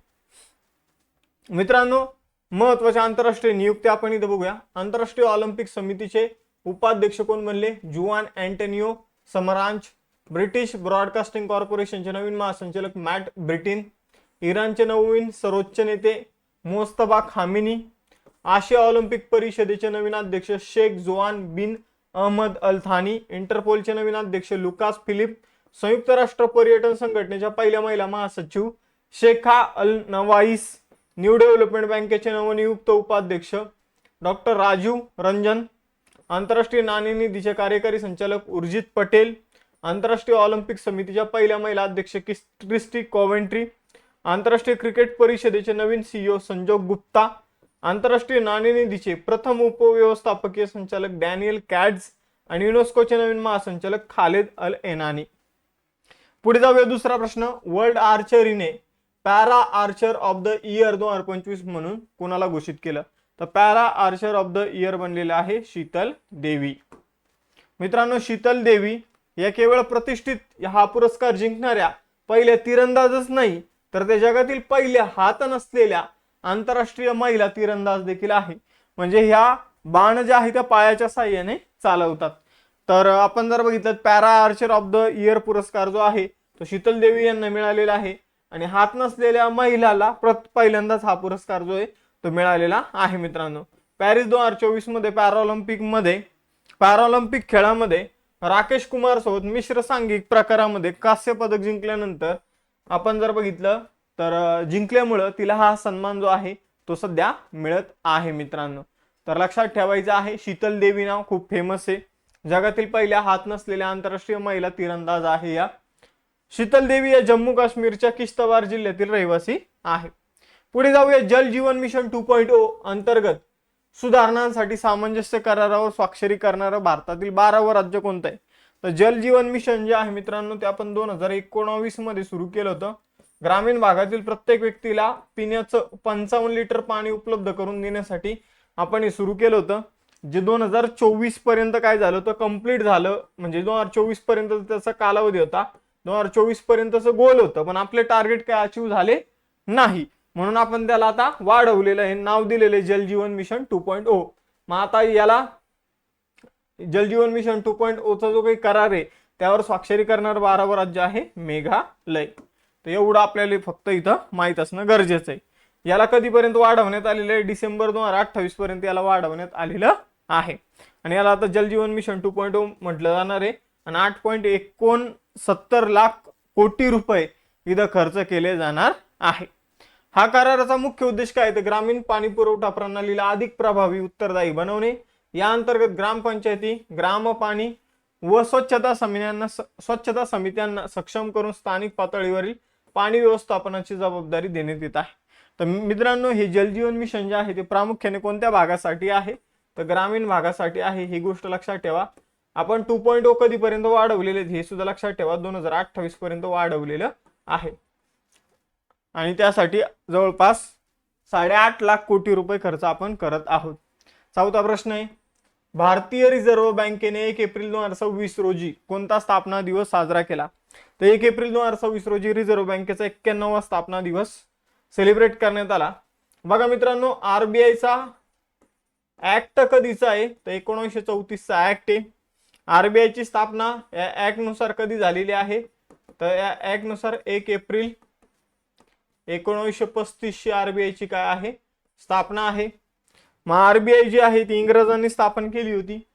मग आपण जर बघितलं तर आरबीआयचं राष्ट्रीयकरण म्हणजे आरबीआयचे शेअर्स जे आहे ते वेगवेगळ्या खासगी लोकांकडे होते. इंग्रजांनी तिची स्थापना केली होती. मग भारत सरकारने हिला विकत घेण्यासाठी राष्ट्रीयकरणाचा कायदा केला. मग राष्ट्रीयकरणाचा कायदा कधी करण्यात आला? 1948 ला. कधी? 1948ला. 1948चा राष्ट्रीयकरणाचा ऍक्ट आहे. आणि त्याचबरोबर हे राष्ट्रीयकरण लागू कधी झालं? तर हे राष्ट्रीयकरण 1 जानेवारी 1949ला हे राष्ट्रीयकरण लागू झालेलं आहे. आरबीआयने सुरुवातीला भारत आणि ब्रह्मदेश म्हणजेच म्यानमारसाठी काम केलं. नंतर तिने भारत आणि पाकिस्तानसाठी सुद्धा काम केलेलं आहे मित्रांनो. आरबीआय देशातील मौद्रिक धोरण ठरवणारी एक प्रमुख संस्था आहे. मौद्रिक धोरण. आता मौद्रिक धोरण काय असतं? तर ज्या अंतर्गत महागाईला कंट्रोल केलं जातं. मंदीची परिस्थिती देशामध्ये येऊ दिली जात नाही आणि महागाईला सुद्धा कंट्रोलमध्ये केलं जातं. या धोरणाला काय म्हटलं जातं? मौद्रिक धोरण म्हटलं जातं. तर मित्रांनो, मी सगळी बेसिक इन्फॉर्मेशन दिली. आरबीआयचे पहिले गव्हर्नर होते सर ऑस्बॉर्न स्मिथ. सध्याचे गव्हर्नर आहे संजय मल्होत्रा. तर या काही गोष्टी आपल्याला इथे लक्षात ठेवायच्या आहे. हिल्टन यंग आयोगाच्या शिफारशीनुसार आरबीआयची स्थापना करण्यात आली होती. आरबीआयचं सुरुवातीचं मुख्यालय कोलकाताला होतं. 1937ला त्याला मुंबईमध्ये शिफ्ट करण्यात आलं होतं. पुढे जाऊया. 5वा प्रश्न आहे, 16 वर्षाखालील मुला मुलींच्या सोशल मीडिया वापरावर बंदी घालणारा आग्नेय आशियातील पहिला देश कोणता आहे? तर 16 वर्षाखालील जे काही मुलं आहे त्याच्या सोशल मीडियावर बंदी घालणारा आग्नेय आशियातील पहिला देश आहे इंडोनेशिया. तर इंडोनेशियाने काय केलेलं आहे? सोशल मीडियाच्या वापरावर इथं बंदी घातलेली आहे. पुढे जाऊया. इंडोनेशिया आग्नेय आशियातील आपण जर बघितलं तर ओशनियामध्ये स्थित असणारा जगातील मोठा द्वीपसमूह आहे. म्हणजे हे एक बेट आहे हा देश. म्हणजे याची नवी राजधानी आहे नुसंतारा आणि जुनी राजधानी होती जकार्ता. इंडोनेशियन रुपया तिथलं चलन आहे. 6वा प्रश्न मोस्ट इम्पॉर्टंट आहे. 23 ते 29 मार्च 2026 दरम्यान स्थलांतरित वन्य प्राण्यांच्या संवर्धनावरील अधिवेशनाची 15वी परिषद, जिला CMS COP15 म्हटलं जातं, तर ती कोणत्या शहरात आयोजित करण्यात आली होती? तर कन्व्हेन्शन ऑन मायग्रेटेड स्पीशीज ची 15वी परिषद जी आहे तर ती ब्राझीलमध्ये आयोजित करण्यात आलेली आहे मित्रांनो. तर ब्राझीलमध्ये कॅम्पो ग्रांडे या ठिकाणी ही आयोजित करण्यात आलेली आहे.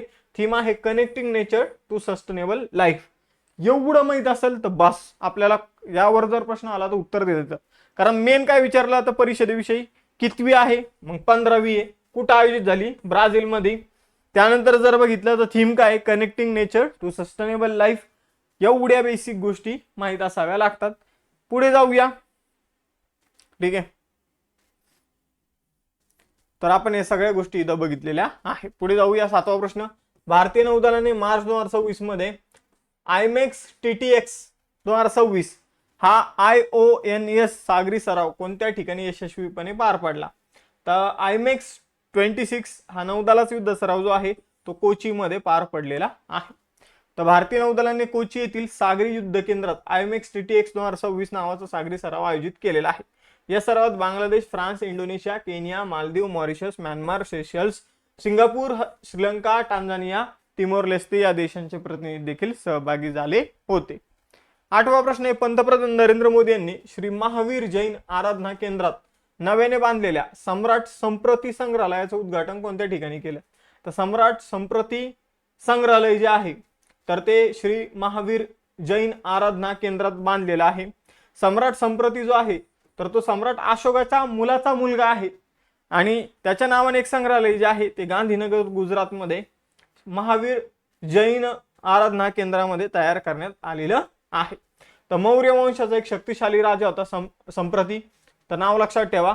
ज्याला अनेकदा जैन अशोक म्हणून सुद्धा ओळखलं जातं, तो सम्राट अशोकचा कोण होता? नातू होता.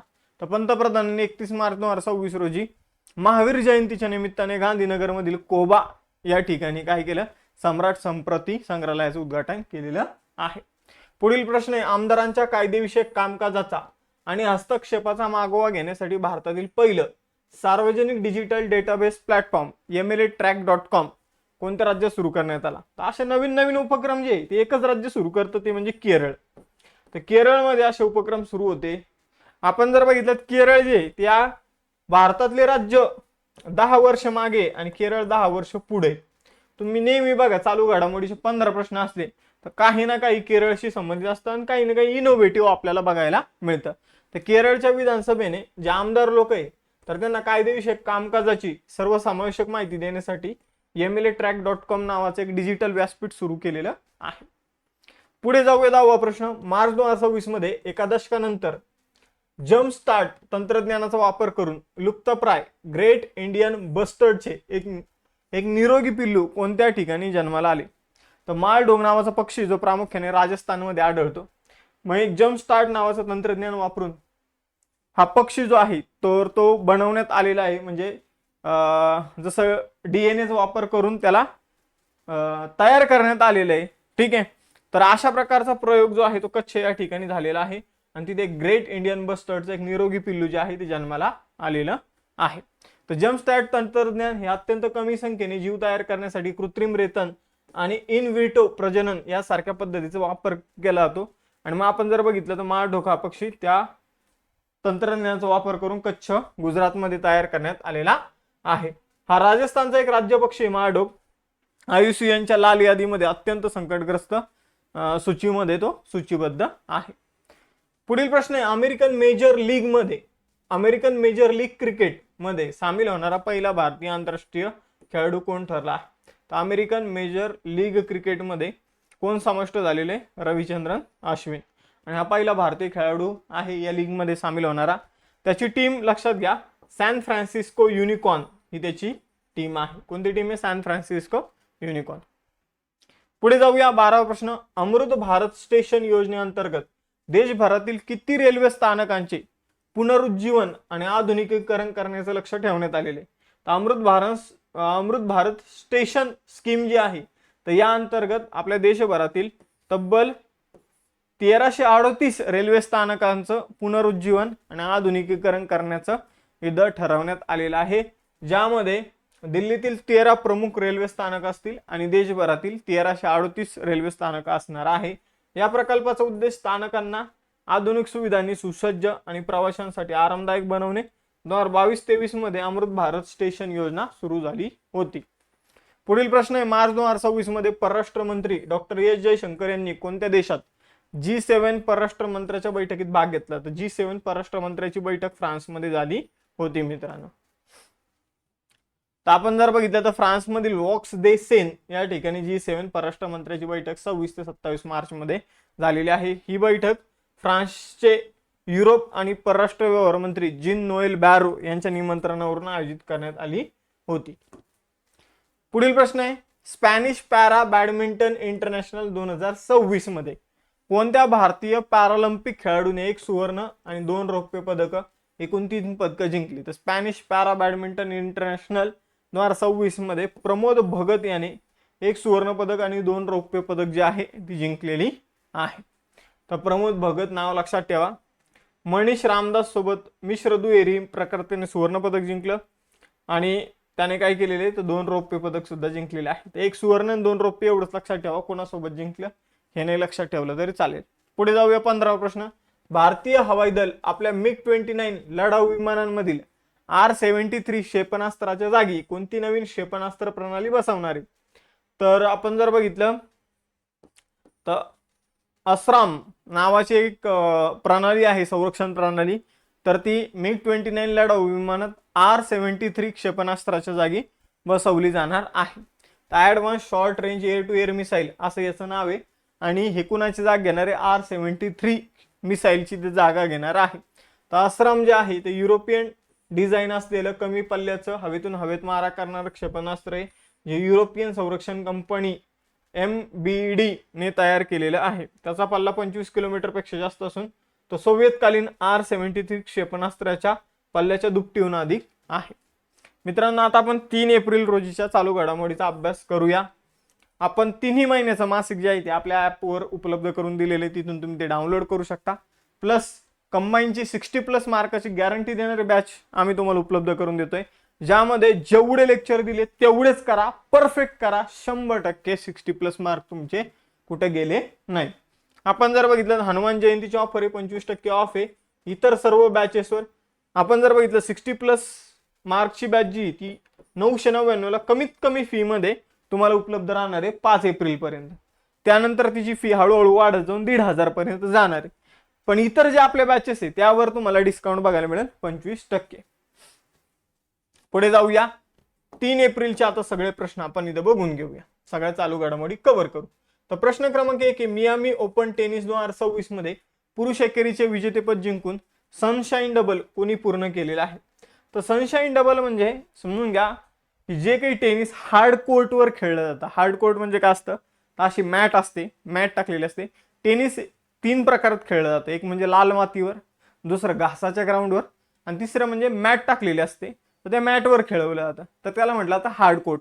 मग हार्ड कोर्टवर समजून घ्या एखाद्याने सलग 2 स्पर्धा जिंकल्या तर त्याला म्हटलं आता सनशाईन डबल. तर आपण जर बघितलं मियामी ओपन टेनिस 2026 स्पर्धा जिंकून सनशाईन डबल जे आहे ते जनिक सिन्नरने जिंकलेलं आहे. तर आपण जर बघितलं जनिक सिन्नरने पुरुषांमध्ये ही स्पर्धा जी आहे ती जिंकलेली आहे. इटालियन टेनिसपटू आहे, उपविजेता राहिलेला आहे जिरी लेहका.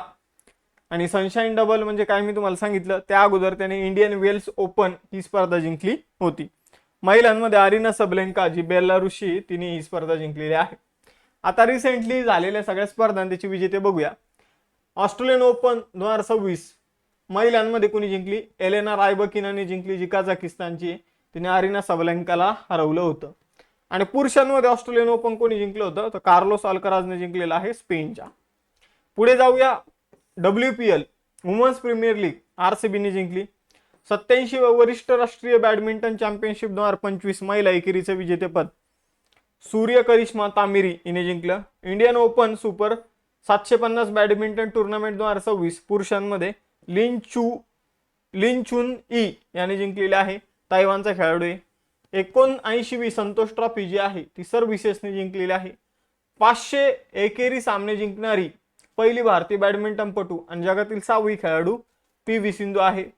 टेनिस ग्रँड स्लॅम स्पर्धांमध्ये 400 एकेरी सामने जिंकणारा जगातील पहिला खेळाडू नोवाक जोकोविच ठरला आहे. पुढे जाऊया. दुसरा प्रश्न आहे, कोणत्या अंतराळ संस्थेने आपल्या सेलेस्ट मिशन अंतर्गत निम्न पृथ्वी कक्षा म्हणजे लो अर्थ ऑर्बिट मध्ये नेव्हिगेशन तंत्रज्ञानाची चाचणी घेण्यासाठी 2 उपग्रह प्रक्षेपित केले आहेत? तर आपण जर बघितलं तर युरोपियन स्पेस एजन्सीचं एक मिशन आहे ज्याचं नाव आहे सेलेस्ट मिशन. आणि सेलेस्ट मिशनसाठी न्यूझीलंडहून त्यांनी एक रॉकेट जे आहे इलेक्ट्रॉन रॉकेट त्याला म्हटलं जातं, तर त्याच्या सहाय्याने 2 उपग्रह जे आहे ते अवकाशामध्ये पाठवलेले आहे. हे उपग्रह जे आहे ते नेव्हिगेशन तंत्रज्ञान जे आहे त्याशी संबंधित हे 2 उपग्रह आहे मित्रांनो. तर एवढी इन्फॉर्मेशन लक्षात ठेवा. याला लो अर्थ ऑर्बिट मध्ये ठेवण्यात आलेलं आहे या उपग्रहांना. लो अर्थ ऑर्बिट म्हणजे अगदी पृथ्वीपासून समजून घ्या तुम्ही एक 200-300 किंवा 400 किलोमीटरचं जे अंतर असतं त्याला लो अर्थ ऑर्बिट म्हटलं जातं. पुढे जाऊया. संयुक्त राष्ट्राच्या नेतृत्वाखाली 20 शहरे शून्य कचऱ्याच्या दिशेने या उपक्रमात सामील झालेलं एकमेव भारतीय शहर. तर संयुक्त राष्ट्राने एक उपक्रम सुरू केला 20 शहरे शून्य कचऱ्याच्या दिशेने, आणि त्यामध्ये एक भारतीय शहर सुद्धा आहे. ते भारतीय शहर आपल्याला ओळखायचे कोणतं आहे? तर ते भारतीय शहर आहे वर्काला, केरळमध्ये. मी तुम्हाला म्हटलं प्रत्येक दिवशी एक ना एक केरळशी संबंधित अशी बाब असते की जी केरळ किती डेव्हलप होत चाललेलं आहे तर त्याकडे आपल्याला ते दाखवण्याचं काम जे आहे ते करत आहे. तर संयुक्त राष्ट्र पूर्ण जगभरातील 20 शहर जे आहे तर 20 शहरासाठी 20 सिटी टुवर्ड झिरो वेस्ट या उपक्रमाकडे हा उपक्रम संयुक्त राष्ट्राने सुरू केलेला आहे. आणि त्यामधील भारताचं एकमेव शहर जगातील 20 शहरामध्ये आहे वर्काला, जे केरळमधील आहे. पुढे जाऊया. 4था प्रश्न, जागतिक ऑटिझम जागरूकता दिन 2026 केव्हा सेलिब्रेट करण्यात आला? 2 एप्रिल. थीम आहे autism and humanity, every life has value. तर एवढं लक्षात ठेवा. पुढे जाऊया. 5वा प्रश्न आहे, पंतप्रधान नरेंद्र मोदी यांनी केन सेमिकॉनच्या outsource semiconductor assembly and test सुविधेचं उद्घाटन कुठे केलं? तर बघा, केन सेमिकॉन नावाची कंपनी आहे, तिने एक सेमीकंडक्टर असेंब्ली अँड टेस्ट म्हणजे सेमीकंडक्टर तिथं बनवले जाईल, टेस्ट केले जाईल अशी फॅसिलिटी जी आहे ती सानंद गुजरातमध्ये तिचं उद्घाटन केलेलं आहे मोदीजींनी. तर ऑलरेडी गुजरातमध्ये धोलेरा या ठिकाणी आपण जर बघितलं तर एक सेमीकंडक्टर प्रकल्प जो आहे तो ऑलरेडी तयार करण्यात आला होता. हा दुसरा आहे. पंतप्रधान नरेंद्र मोदी यांनी गुजरातमध्ये केन सेमिकॉनच्या 3,330 कोटी रुपयांच्या outsource semiconductor assembly and test सुविधेचं उद्घाटन केलं. गुजरातच्या धोलेरा नंतर हा काय आहे तर हा दुसरा सेमीकंडक्टर प्रकल्प आहे. धोलेरामध्ये पहिला होता सेमीकंडक्टर प्रकल्प ज्याचं उद्घाटन झालं होतं, आणि आता सानंद गुजरातमधील हा दुसरा सेमीकंडक्टर प्रकल्प आहे. 6वा प्रश्न आहे, भारतीय वंशाचे नेते चंद्रिका प्रसाद संतोखी यांच्या वयाच्या 67व्या वर्षी निधन झालं. ते कोणत्या देशाचे माजी राष्ट्रपती होते? तर चंद्रिका प्रसाद संतोखी सुरिनाम देशाचे कोण होते? माजी राष्ट्रपती होते. पुढे जाऊया. कोणत्या जहाज बांधणी कंपनीने INS दुनागिरी जे स्टेल्थ फ्रिगेड आहे, अग्रय प्राणबुडी विरोधी जहाजे आणि संशोधक एक सर्वेक्षण जहाजे, तर 3 जहाज नौदलाला सुपूर्द केली. कोणती कंपनी ती? तर ती कंपनी आहे garden rich ship builders and engineers. यांनी INS दुनागिरी, अग्रय आणि संशोधक हे जहाज जे आहे ते नौदलाला दिलेले आहे. पुढील प्रश्न आहे, भारताचे पहिले राष्ट्रीय खोल समुद्रातील जीवजंतू भांडार म्हणून घोषित केलेले भावसागर केंद्र कुठे आहे? तर आपण जर बघितलं तर भारतातील पहिलं राष्ट्रीय खोल समुद्रातील जे काही जीवजंतू, मासे वगैरे असणारे, तर या जीवजंतूंचं भांडार म्हणून घोषित केलेलं भावसागर केंद्र कोची, केरळमध्ये आहे. तर केरळमधील कोची येथे centre for marine living resources and इकॉलॉजीच्या भावसागर केंद्राला भारतातील पहिलं राष्ट्रीय खोल समुद्रातील जीवजंतूचं भांडार म्हणून मान्यता देण्यात आलेली आहे. पर्यावरण, वन आणि हवामान बदल मंत्रालयाने जैविक विविधता कायदा 2002च्या कलम 39 अंतर्गत हा दर्जा दिलेला आहे. हे केंद्र खोल समुद्राच्या जैविक वारशाचं संवर्धन करण्यासाठी कार्यरत राहणार आहे. पुढे जाऊया. 9वा प्रश्न, कोणत्या राज्याच्या विधानसभेने गिग कामगारांच्या संरक्षणासाठी प्लॅटफॉर्म आधारित गिग वर्कर्स नोंदणी, सामाजिक सुरक्षा, कल्याण विधेयक 2026 मंजूर केलं? पहिले हे समजून घेऊया की गिग वर्कर्स असतं काय. तर जे त्यांच्यासाठी शब्द वापरला होता एक फ्रीलान्सर, म्हणजे जे त्यांना फुल टाइम जॉब नसतो करायचा, तात्पुरतं काम करायचं असतं, पैसे मिळवायचे असते आणि समजून घ्या की सर्वाइव्ह करायचं असतं. जसं की तुम्ही झेप्टो डिलिव्हरी वगैरे बघितलं असेल, झेप्टो घ्या, झोमॅटो घ्या, स्विगी घ्या किंवा टॅक्सी वगैरे जे चालवतात, तर टेम्पररी कालावधीसाठी ते काय करत असतात, जोपर्यंत फुल टाइम सेटल वगैरे होत नाही तर तेवढ्या कालावधीसाठी ते ह्या गोष्टी करत असतात. यांना म्हटलं तर गिग वर्कर्स. तर त्यांना सुरक्षा देण्यासाठी तेलंगणा सरकारने एक विधेयक जे आहे ते मंजूर केलेलं आहे. मित्रांनो, विधेयकाचं नाव आहे गिग वर्कर्स नोंदणी, सामाजिक सुरक्षा, कल्याण आणि कल्याण विधेयक 2026. तर याला मंजूर करण्यात आलेला आहे. आणि कशासाठी? तर या वर्कर्सना सामाजिक सुरक्षाचा हक्क देण्यासाठी, कायदेशीर मान्यता देण्यासाठी हे विधेयक जे आहे ते मंजूर झालेलं आहे. पुढील प्रश्न आहे, सागरी आणि उभयचर क्षमता वाढवण्यासाठी भारताने द्वीपशक्ती हा त्रिसैन्य सराव कुठे आयोजित केला? तर द्वीपशक्ती जे आहे, सागरी भागाची सुरक्षा आणि त्याचबरोबर सागर आणि जमिनीतील सुरक्षा वाढवण्यासाठी द्वीपशक्ती हा उपक्रम जो आहे तर तो अंदमान निकोबार या ठिकाणी आयोजित करण्यात आला. यामध्ये त्रिसैन्य सराव म्हणजे आर्मी, नेव्ही आणि एअरफोर्स तिघांनी पण सहभाग घेतला होता. पुढे जाऊया. पुढील प्रश्न आहे, 27 ते 29 मार्च 2026 दरम्यान पहिली जागतिक बौद्ध शांतता परिषद 2026 कोठे आयोजित केली जात आहे? तर आता नीट लक्ष द्या मी काय बोलतोय. पहिली जागतिक बौद्ध शांतता परिषद तर ही आयोजित केली जात आहे मित्रांनो हैदराबाद, तेलंगणामध्ये. पहिली जागतिक बौद्ध शांतता परिषद. आणि यापूर्वी 31 मार्चला उत्तर प्रदेशमधील कुशीनगर या ठिकाणी आंतरराष्ट्रीय बौद्ध परिषद 2026 आयोजित करण्यात आली. तर आंतरराष्ट्रीय बौद्ध परिषद वेगळी, जी 31 मार्च 2026 UP मध्ये कुशीनगर मध्ये आयोजित करण्यात आली. आणि ही पहिली जागतिक बौद्ध शांतता परिषद वेगळी, जी हैदराबाद, तेलंगणामध्ये आयोजित करण्यात आलेली आहे. तर तेलंगणाला बौद्ध वारसा, राजनैतिक आणि शांतता निर्मितीचे केंद्र म्हणून स्थापित करणं हे या परिषदेचं मुख्य उद्दिष्ट आहे. पुढील प्रश्न आहे, यामाहा म्युझिक इंडियाने आपला नवीन ब्रँड अँबॅसेडर म्हणून कुणाची नियुक्ती केली? तर AR रेहमानची. यामाहा इंडियाने आपला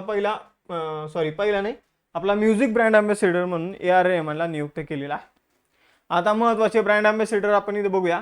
जनगणना 2027 साठी ब्रँड अँबॅसेडर आहे सुदर्शन पटनायक. भीम पेमेंट ॲपचे ब्रँड अँबॅसेडर आहे MS धोनी. युनिक्लो नावाची कंपनी त्याचे brand ambassador Jasprit Bumrah. ICC T20 विश्वचषकाचे ब्रँड अँबॅसेडर होते रोहित शर्मा. सिटी युनियन बँकेचे ब्रँड अँबॅसेडर आहे रवींद्र जडेजा. हरियाणा राज्य महिला आयोगाचे ब्रँड अँबॅसेडर आहे शफाली वर्मा. आघाडीचे सौंदर्य प्रसाधन विक्रेत्या नायका ब्रँडच्या brand ambassador Deepika Padukone. Bajaj Pune grand tour 2026 चे सदिच्छा दूत होते महेंद्रसिंग धोनी. दिल्ली खेल महाकुंभ 2026 चे ब्रँड अँबॅसेडर शिखर धवन. संयुक्त राष्ट्राच्या रस्ते सुरक्षेचे जागतिक चॅम्पियन आहे सचिन तेंडुलकर. पुढे जाऊया. 13वा प्रश्न आहे, नागोया प्रोटोकॉल अंतर्गत आंतरराष्ट्रीय स्तरावर मान्यता प्राप्त अनुपालन प्रमाणपत्र, ज्यालाच म्हटलं तर internationally recognised certificate of compliance, जारी करणारा प्रमुख देश कोणता आहे? तर हे सर्टिफिकेट जे आहे ते भारताने जारी केलेलं आहे. हे सर्टिफिकेट नागोया प्रोटोकॉल अंतर्गत दिलं जातं.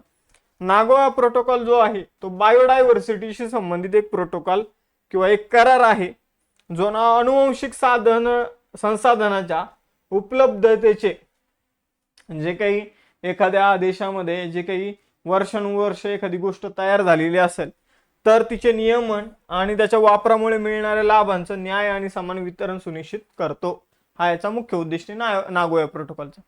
पुढील प्रश्न आहे, कोणत्या सरकारी कंपनीने अरबी समुद्रात असलेल्या आपल्या दमन अपसाइड डेव्हलपमेंट प्रोजेक्ट मधील वायूचं उत्पादन सुरू केलं आहे?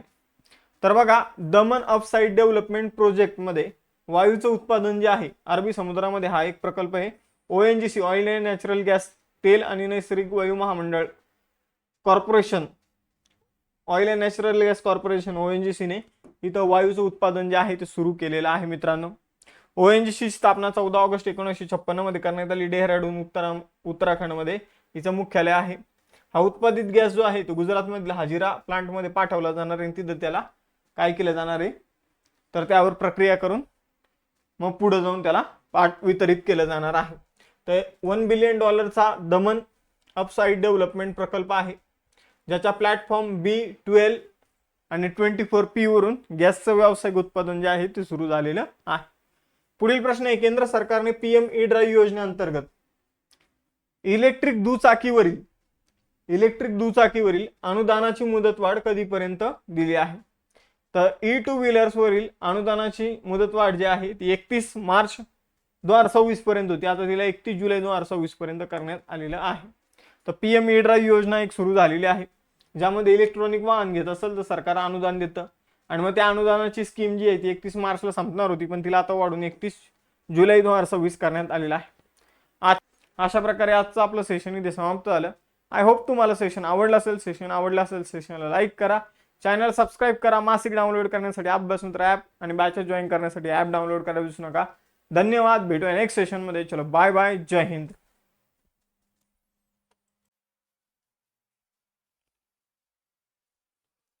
नमस्कार विद्यार्थी मित्रांनो, अभ्यास मित्र परिवारामध्ये तुम्हा सर्वांचं स्वागत आहे. मित्रांनो, आज आपण 4 एप्रिल 2026 रोजीचा चालू घडामोडीचा या ठिकाणी अभ्यास करणार आहोत. सुरू करूया आजचं सेशन. तत्पूर्वी आपलं 3 महिन्याचं मासिक जे आहे ते तुम्हाला ॲपवर उपलब्ध झालेलं आहे. त्याची फी मी कमी केलेली आहे.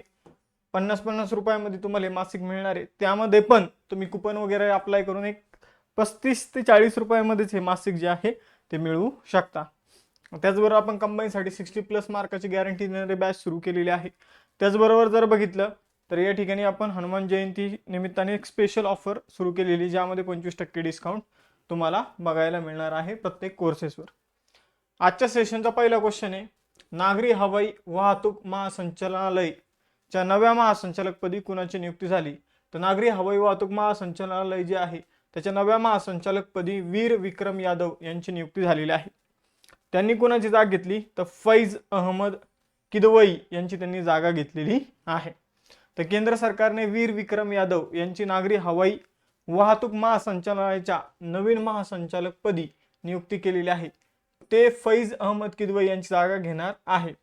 नागरी हवाई वाहतूक महासंचालनालय जे आहे तर ही भारतातील नागरी विमान वाहतुकीचे नियमन करणारी भारत सरकारची एक वैधानिक संस्था आहे, जिचं मुख्यालय नवी दिल्ली या ठिकाणी आहे. मित्रांनो, आता आपण राष्ट्रीय नियुक्त्या इथं बघूया. लेफ्टनंट जनरल धीरज सेठ हे भारतीय लष्कराचे नवीन उपप्रमुख आहे. साध्वी निरंजन ज्योती या राष्ट्रीय मागासवर्गीय आयोगाच्या नवनियुक्त अध्यक्ष आहेत. नीती आयोगाचे मुख्य कार्यकारी अधिकारी पदाचा अतिरिक्त भार निधी चिब्बर या बघत आहे. डॉक्टर संजय तिवारी हे नव्याने स्थापन झालेल्या राष्ट्रीय दंत आयोगाचे नॅशनल डेंटल कमिशनचे पहिले अध्यक्ष आहे. RM नचिम्माई या न्यूक्लिअर पॉवर कॉर्पोरेशन ऑफ इंडियाच्या पहिल्या महिला मुख्य अधीक्षक आहे. प्रवीण वशिष्ठ हे केंद्रीय दक्षता आयोगाचे नवीन दक्षता आयुक्त आहे.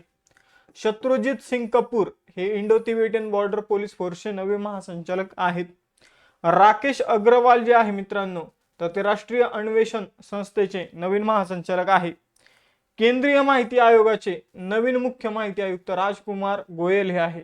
प्रवीण कुमार हे सीमा सुरक्षा दलाचे नवीन महासंचालक आहे. LK बालसुब्रमण्यम हे अणुऊर्जा नियामक मंडळाचे नवीन अध्यक्ष आहे. तर रवींद्र कुमार अग्रवाल हे भारतीय अन्न महामंडळाचे नवे अध्यक्ष आहेत. पुढे जाऊया. दुसरा प्रश्न मोस्ट इम्पॉर्टंट आहे. भारताचा पहिला क्वांटम कम्प्युटर एप्रिल 2026 मध्ये कोणत्या शहरात लॉन्च केला जाईल? तर भारतातील पहिला क्वांटम कम्प्युटर जो आहे तो अमरावतीमध्ये लॉन्च केला जात आहे. अमरावती जी आहे तर ती आंध्र प्रदेशची राजधानी आहे आणि इथं तो लॉन्च केला जात आहे.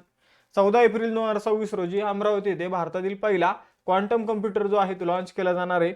या उपक्रमाचा मुख्य उद्दिष्ट आहे भारतात आत्मनिर्भर क्वांटम परिसंस्था उभारणं. तिसरा प्रश्न आहे, कोणत्या अंतराळ संस्थेने 53 वर्षानंतर अंतराळवीरांना चंद्रावर पाठवण्यासाठी आर्टेमिस 2 मोहीम सुरू केली आहे? तर आर्टेमिस 2 नावाची मोहीम जी आहे तर ती नासाने सुरू केली आहे मित्रांनो. नासा या मोहिमेअंतर्गत काय करणार आहे? तर अंतराळवीरांना जवळपास 53 वर्षानंतर अंतराळात पाठवणार आहे. या मोहिमेमध्ये 4 अंतराळवीरांचा समावेश जो आहे तो तुम्हाला बघायला मिळणार आहे, ज्यामध्ये एक महिला अंतराळवीर आहे क्रिस्टिना कोच. तुम्हाला यांचं नाव लक्षात ठेवायचे. रेड वेझमन, विक्टर ग्लेवर आणि जेरमी हान्सन. तर हे 4 अंतराळवीर या मोहिमेमध्ये आपल्याला बघायला मिळत आहे. आपण जर बघितलं लास्ट चंद्रावर जी मोहीम पाठवली होती 1972 मध्ये अपोलो 17 होती. त्यानंतरची चंद्रावर पाठवण्यात आलेली 53 वर्षानंतरची मोहीम आहे. 1 एप्रिल 2026 रोजी फ्लोरिडा येथून केनेडी स्पेस सेंटर मधून आर्टेमिस 2 मोहीम यशस्वीरित्या प्रक्षेपित झालेली आहे. आता या मोहिमेमध्ये रॉकेट कोणतं वापरण्यात आलं? तर स्पेस लॉन्च सिस्टम SLS नावाचं रॉकेट. आणि आपण जर बघितलं त्यामध्ये त्या रॉकेटवर जी काही क्रू कॅप्सूल आहे ज्यामध्ये हे 4 अंतराळवीर असणार आहे तर त्या कॅप्सूलचं नाव असणार आहे ओरियन. आर्टेमिस 2च्या 4 अंतराळवीरांमध्ये 3 पुरुष एका महिलेचा समावेश आहे. मग मी तुम्हाला सांगितलेलं आहे कोण आहे ते. भविष्यातील मानवी चंद्र मोहिमेसाठी प्रणालीची चाचणी घेणं हा मेन या मोहिमेचं उद्दिष्ट आहे. चौथा प्रश्न आहे, भारतातील सर्वात मोठी विमान कंपनी इंडिगोच्या CEO पदी कुणाची नियुक्ती झाली? तर इंडिगोचे CEO बनलेले विल्यम वॉल्श. मागे इंडिगोच्या CEOने राजीनामा दिला होता कारण इंडिगोचं पूर्ण ते विमान व्यवस्था ठप्प झाली होती बघा. देशामध्ये एक प्रॉब्लेम निर्माण झाला होता, त्यामुळं आता नवीन इंडिगोचे CEO बनलेले विल्यम वॉल्श. ते 3 ऑगस्ट 2026 पर्यंत इंडिगोमध्ये आपल्या नवीन पदाचा कार्यभार स्वीकारणार आहे. त्याचबरोबर जर बघितले इंडिगोची स्थापना 2005 ची आहे. गुरुग्राम हरियाणामध्ये हिचं मुख्यालय आहे. 5वा प्रश्न आहे, लोकसभेने कोणत्या शहराला आंध्र प्रदेशची एकमेव आणि कायमस्वरूपी राजधानी म्हणून मान्यता देणारे विधेयक जे आहे ते मंजूर केलं आहे? आपण जर बघितलं तर आंध्र प्रदेशमध्ये 3 राजधानी आहे. एक आपण जर बघितलं तर तिथलं विशाखापट्टणम एक राजधानी आहे. मग त्यांनी काय केलेलं आहे तर एक न्यायमंडळ असेल, एक कार्यकारी मंडळ असेल, एक कायदे मंडळ असेल. तर तिथे अमरावती, कुन्नूर आय थिंक एक आहे आणि एक विशाखापट्टणम आहे. तर त्यामध्ये आंध्र प्रदेशची परमनंट राजधानी कोणती? ठीक आहे, फिक्स कॅपिटल कोणती? कर्नूल आहे. कर्नूल, कुन्नूर नाही कर्नूल. तर तिला अमरावतीला मान्यता देण्यात आलेला आहे. लोकसभेने आंध्र प्रदेशची एकमेव आणि कायमस्वरूपी राजधानी कोणती बनवलेलं आहे? तर अमरावती बनवण्यासाठी एक विधेयक जे आहे ते मंजूर केलेलं आहे मित्रांनो. तर ही गोष्ट लक्षात ठेवायची आहे. आंध्र प्रदेश पुनर्रचना कायदा 2014च्या कलम 5 मध्ये दुरुस्ती करण्याची मागणी जी आहे तर ती या विधेयकामध्ये करण्यात आलेली आहे. म्हणजे लोकसभेने एक विधेयक मंजूर केलं आणि आंध्र प्रदेश सरकारला सांगितलं की एकच राजधानी ठेवा. पुढे जाऊया. 6वा प्रश्न, भारताच्या 16व्या आणि पहिल्या डिजिटल जनगणनेत भारताचे प्रथम नागरिक म्हणून सर्वप्रथम कोणाची गणना झाली आहे? तर भारताचे पहिले आपण जर बघितलं जनगणनेमध्ये गणना करण्यात आलेले व्यक्ती आहे द्रौपदी मुर्मू, ज्या भारताचे राष्ट्रपती आहे. तर राष्ट्रपती हा देशाचा प्रथम नागरिक असतो आणि त्यामुळे त्यांची पहिली गणना करण्यात आलेली आहे. तर जी 16वी जनगणना आहे तिच्याबद्दल थोडं बोलतो मी. आपण जर बघितलं तर एकूणातील ती 16वी आहे, स्वातंत्र्यानंतरची ती 8वी आहे आणि डिजिटल पहिली आहे, जात आधारित पहिली जनगणना आहे. 1 एप्रिल ते 30 सप्टेंबर 2026 मध्ये ही केली जाणार आहे. दुसरा टप्पा जो आहे हिचा, पहिला टप्पा आपण बघितला, दुसरा टप्पा फेब्रुवारी 2027 मध्ये घेतला जाणार आहे. आपण जर बघितलं ब्रँड अँबॅसेडर या जनगणनेसाठी सुदर्शन पटनायक यांना बनवण्यात आलेले आहे, जे प्रसिद्ध वाळू कलाकार आहे ते फ्रेड डॅरिंग्टन नावाचा पुरस्कार मिळवणारे पहिले भारतीय व्यक्ती आहे सुदर्शन पटनायक. शुभंकर आहे प्रगती, जे स्त्री आहे, आणि विकास नावाचा पुरुष. तर प्रगती आणि विकास हे शुभंकर आहे. अधिकृत पोर्टल आहे ccensus.government.in. गृह मंत्रालयाअंतर्गत काय केली जाते तर जनगणना केली जाते, हे सुद्धा लक्षात ठेवायचं आहे. इंडिया एनर्जी स्टॅटिस्टिक्स रिपोर्ट 2026 नुसार भारताच्या एकूण नवविकरणीय ऊर्जा क्षमतेमध्ये कोणतं राज्य अग्रस्थानी आहे? तर नवविकरणीय ऊर्जामध्ये आपण जर बघितलं तर इंडिया एनर्जी स्टॅटिस्टिक्स रिपोर्ट नुसार राजस्थान जे आहे ते पहिल्या क्रमांकावर आहे. तर आपण जर बघितलं केंद्रीय सांख्यिकी आणि कार्यक्रम अंमलबजावणी मंत्रालयाच्या अंतर्गत राष्ट्रीय सांख्यिकी कार्यालय एनएसओने इंडिया एनर्जी स्टॅटिस्टिक्स 2026 ची 33वी आवृत्ती प्रकाशित केलेली आहे. आर्थिक वर्ष 2024-25 मध्ये भारतीय अर्थव्यवस्थेच्या एकूण प्राथमिक ऊर्जा पुरवठ्यात 2.95% वाढ होण्याचा अंदाज आहे. जे अंदाजे 9,32,816 किलो टन तेल समतुल्य पर्यंत पोहोचेल. म्हणजे आपण आता नवविकरणीय ऊर्जेमध्ये वाढ करणार आहोत आणि आपली वाढ जी आहे ती 2.95% होणार आहे असा एक अंदाज आहे. तर आपल्याला 9,32,000 किलो टन जे क्रूड ऑइल लागतं तर त्याची जागा ही एनर्जी घेणार आहे. म्हणजे आता एवढ्या ऑइलची आता आपल्याला गरज नसेल. तर पहिल्या क्रमांकावर एनर्जीच्या बाबतीत सगळ्यात जास्त नवविकरणीय ऊर्जेच्या बाबतीत राजस्थान पहिल्या क्रमांकावर आहे, महाराष्ट्र दुसऱ्या आणि गुजरात तिसऱ्या क्रमांकावर आहे. पुढील प्रश्न आहे, साहित्य अकादमीने भारतातील कोणत्या प्रख्यात साहित्यकाराला आपला सर्वोच्च सन्मान साहित्य अकादमी फेलोशिप प्रदान केली आहे?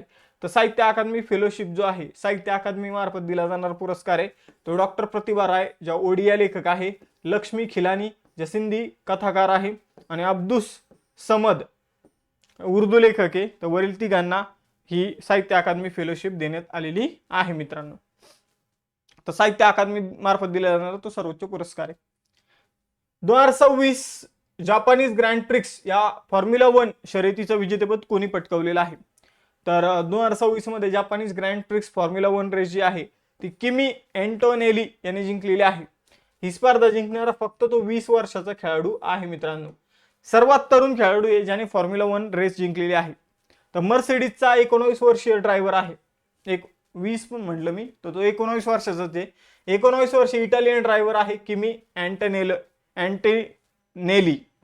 तर अँटिनेली नाव लक्षात ठेवा, किमी अँटिनेली. तर जापानीज ग्रँड प्रिक्स त्याने जिंकलेली आहे आणि इतिहासातील ही ग्रँड प्रिक्स जिंकून सर्वात तरुण शर्यत विजेता होण्याचा मान त्याने मिळवलेला आहे. वयाचे 19 वर्ष आणि 216 दिवसात तो F1 वर्ल्ड चॅम्पियनशिपमध्ये अव्वल स्थान पटकावणारा सर्वात तरुण ड्रायव्हर ठरलेला आहे. 10वा प्रश्न आहे, भारताचे उपराष्ट्रपती CP राधाकृष्णन यांनी एक पुस्तक प्रकाशित केलं. ते पुस्तक कोणाचं आहे आपल्याला हे सांगायचंय. तर पुस्तकाचं नाव आहे टाइड ऑफ टाइम, भारत's history through murals in parliament. या पुस्तकाचं प्रकाशन भारताचे उपराष्ट्रपती CP राधाकृष्णन यांनी केलेलं आहे. तर हे पुस्तक कोणी लिहिलेले? हे पुस्तक आहे सुधा मूर्ती यांचं.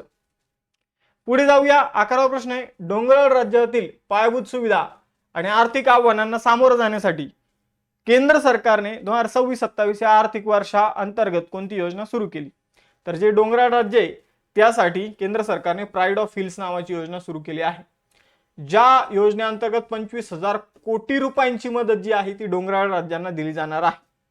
आपण जर बघितलं तर एकूण किती डोंगराळ राज्यांना ही मदत दिली जाणार आहे? 9. किती मदत आहे? 25,000 कोटी. सगळ्यात जास्त मदत जी आहे ती अरुणाचल प्रदेश राज्याला इथे मिळणार आहे, 4,900 कोटी रुपयांची. त्यामध्ये इतर राज्य पण आहे, हिमाचल प्रदेश, नागालँड, उत्तराखंड, त्रिपुरा, मणिपूर, मेघालय, सिक्कीम, मिझोरम. पुढे जाऊया. 12वा प्रश्न, केंद्र सरकारने PM कुसुम प्रकल्पाची अंतिम मुदत वाढ 31 मार्च 2027 पर्यंत वाढवली. ही योजना कधी सुरू झाली होती? तर PM कुसुम योजना जी आहे ती शेतामध्ये सोलार पंप बसवण्यासाठी सरकार इथं अनुदान देत होतं 30 ते 90%. तर अशा प्रकारची ही योजना जी आहे ती सुरू झाली होती 2019 मध्ये आणि तिला आता मुदत वाढ देण्यात आलेली 31 मार्च 2027 पर्यंत. तर लक्षात ठेवा, PM कुसुमचा फुल फॉर्म काय आहे? तर PM म्हणजे प्रधानमंत्री, कुसुम म्हणजे किसान ऊर्जा सुरक्षा एवं उन्नत महाअभियान. मित्रांनो, मोदीजींनीच उद्घाटन केलं होतं, 2019 मध्ये सुरू झाली. नोडल मंत्रालय नवीन आणि नवविकरणीय ऊर्जा मंत्रालय. PM कुसुम योजनेचा उद्देश हा होता की शेतकऱ्यांना शेतीसाठी सौर सिंचन पंप बसवण्यासाठी अनुदान देण्याचा एक कार्यक्रम आहे। या अंतर्गत 30 अनुदान किती दिलं जातं तर एकूण रकमेच्या 30 ते 90% अनुदान शेतकऱ्यांना दिलं जातं। 13वा प्रश्न आहे, कोणत्या संस्थेने 1 एप्रिल 2026 पासून विमा क्षेत्रासाठी भारतीय लेखा मानकांवर आधारित नवीन वित्तीय अहवाल प्रणाली अनिवार्य केलेली आहे? तर विमा क्षेत्रासाठी एक प्रणाली बनवण्यात आलेली आहे, भारतीय लेखा मानकांवर आधारित नवीन वित्तीय प्रणाली बनवण्यात आलेली आहे। तर ती विमा क्षेत्राला अनिवार्य केलेली आहे सेबीने। ही प्रणाली बनवलेली आहे RADAI म्हणजेच भारतीय विमा नियामक आणि विकास प्राधिकरणाने ही प्रणाली बनवलेली आहे। हिला कंपल्सरी सेबीने केलेलं आहे। पुढील प्रश्न आहे, कोणत्या राज्यात काली व्याघ्र प्रकल्पात शास्त्रज्ञांनी निक्टी बॅक्ट्रस काली नावाच्या निशाचर बेडकाच्या नवीन प्रजातीचा शोध लावला? हे बेडूक रात्रीच्या वेळी कंटिन्यू जागे असतं, त्याला निशाचर म्हटलं तर। मग कर्नाटकमध्ये आपण जर बघितलं तर काली व्याघ्र प्रकल्पामध्ये हा जो बेडूक आहे नेक्टी बॅक्ट्रस काली किंवा नेक्टी बॅक्ट्रस असं त्याला नाव देण्यात आलेलं आहे, किंवा क्रिप्टिक प्रजाती असंही, क्रिप्टिक प्रजातीचा बेडूक असंही त्याला म्हटलं जातं। हा एक स्थानिक बेडूक या भागात आपल्याला बघायला मिळतो। कर्नाटकमधील हा बेडूक आहे। आणि भारतातून नक्षलवादाचे म्हणजे डाव्या विचारसरणीचे अतिरेकी गट संपूर्णपणे निर्मूलन करण्यासाठी केंद्र सरकारने कोणती अंतिम मुदत निश्चित केली होती असं म्हणावं लागेल? तर मग ऑक्टोबर 2025 मध्ये केंद्र सरकारने नक्षलवाद संपवण्याची एक अंतिम मुदत निश्चित केली होती, ती होती 31 मार्च 2026। तर ही मुदत होती, आता ती मुदत संपलेली आहे, म्हणून त्या मुदतीशी संबंधित मी इथं प्रश्न घेतलेला आहे। आजच्या सेशनचे टेस्ट क्वेश्चन बघूया। तत्पूर्वी हे चालू घडामोडीचे मोस्ट इम्पॉर्टंट असणार आहे, तुम्हाला कधी पण मोबाईलमध्ये डाउनलोड करून ठेवायचे आणि जेव्हा कधी टाइम भेटत तर तेव्हा जस्ट वाचत चालायचे आहे। मित्रांनो, आपण जर बघितलं तर आपण 60+ मार्काची गॅरंटीची बॅच सुरू करत आहोत, जिथं तुम्हाला 60+ जास्तच प्रश्न कव्हर होतील, ज्यामध्ये तुम्हाला चालू घडामोडी आणि गणित बुद्धिमत्ता या व्यतिरिक्त सगळ्या विषयाच्या नोट्स आणि बाकी सर्व विषयाचे लेक्चर, चालू घडामोडीचे सुद्धा लेक्चर तुम्हाला या बॅचमध्ये उपलब्ध होणार आहे। आणि बाकी इतर बॅचेसवर 25% डिस्काउंट जे आहे ते तुम्हाला बघायला मिळणार आहे। हे सेम डिस्काउंटचं कुपन आहे हनुमान, जे तुम्ही या आपल्या मासिकावर सुद्धा वापरू शकता। 5चा लेक्चर तुम्हाला आवडला असेल, समजला असेल, मग थांबूया आपण इथं, भेटूया नेक्स्ट सेशनमध्ये। चलो बाय बाय सगळ्यांना, जय हिंद।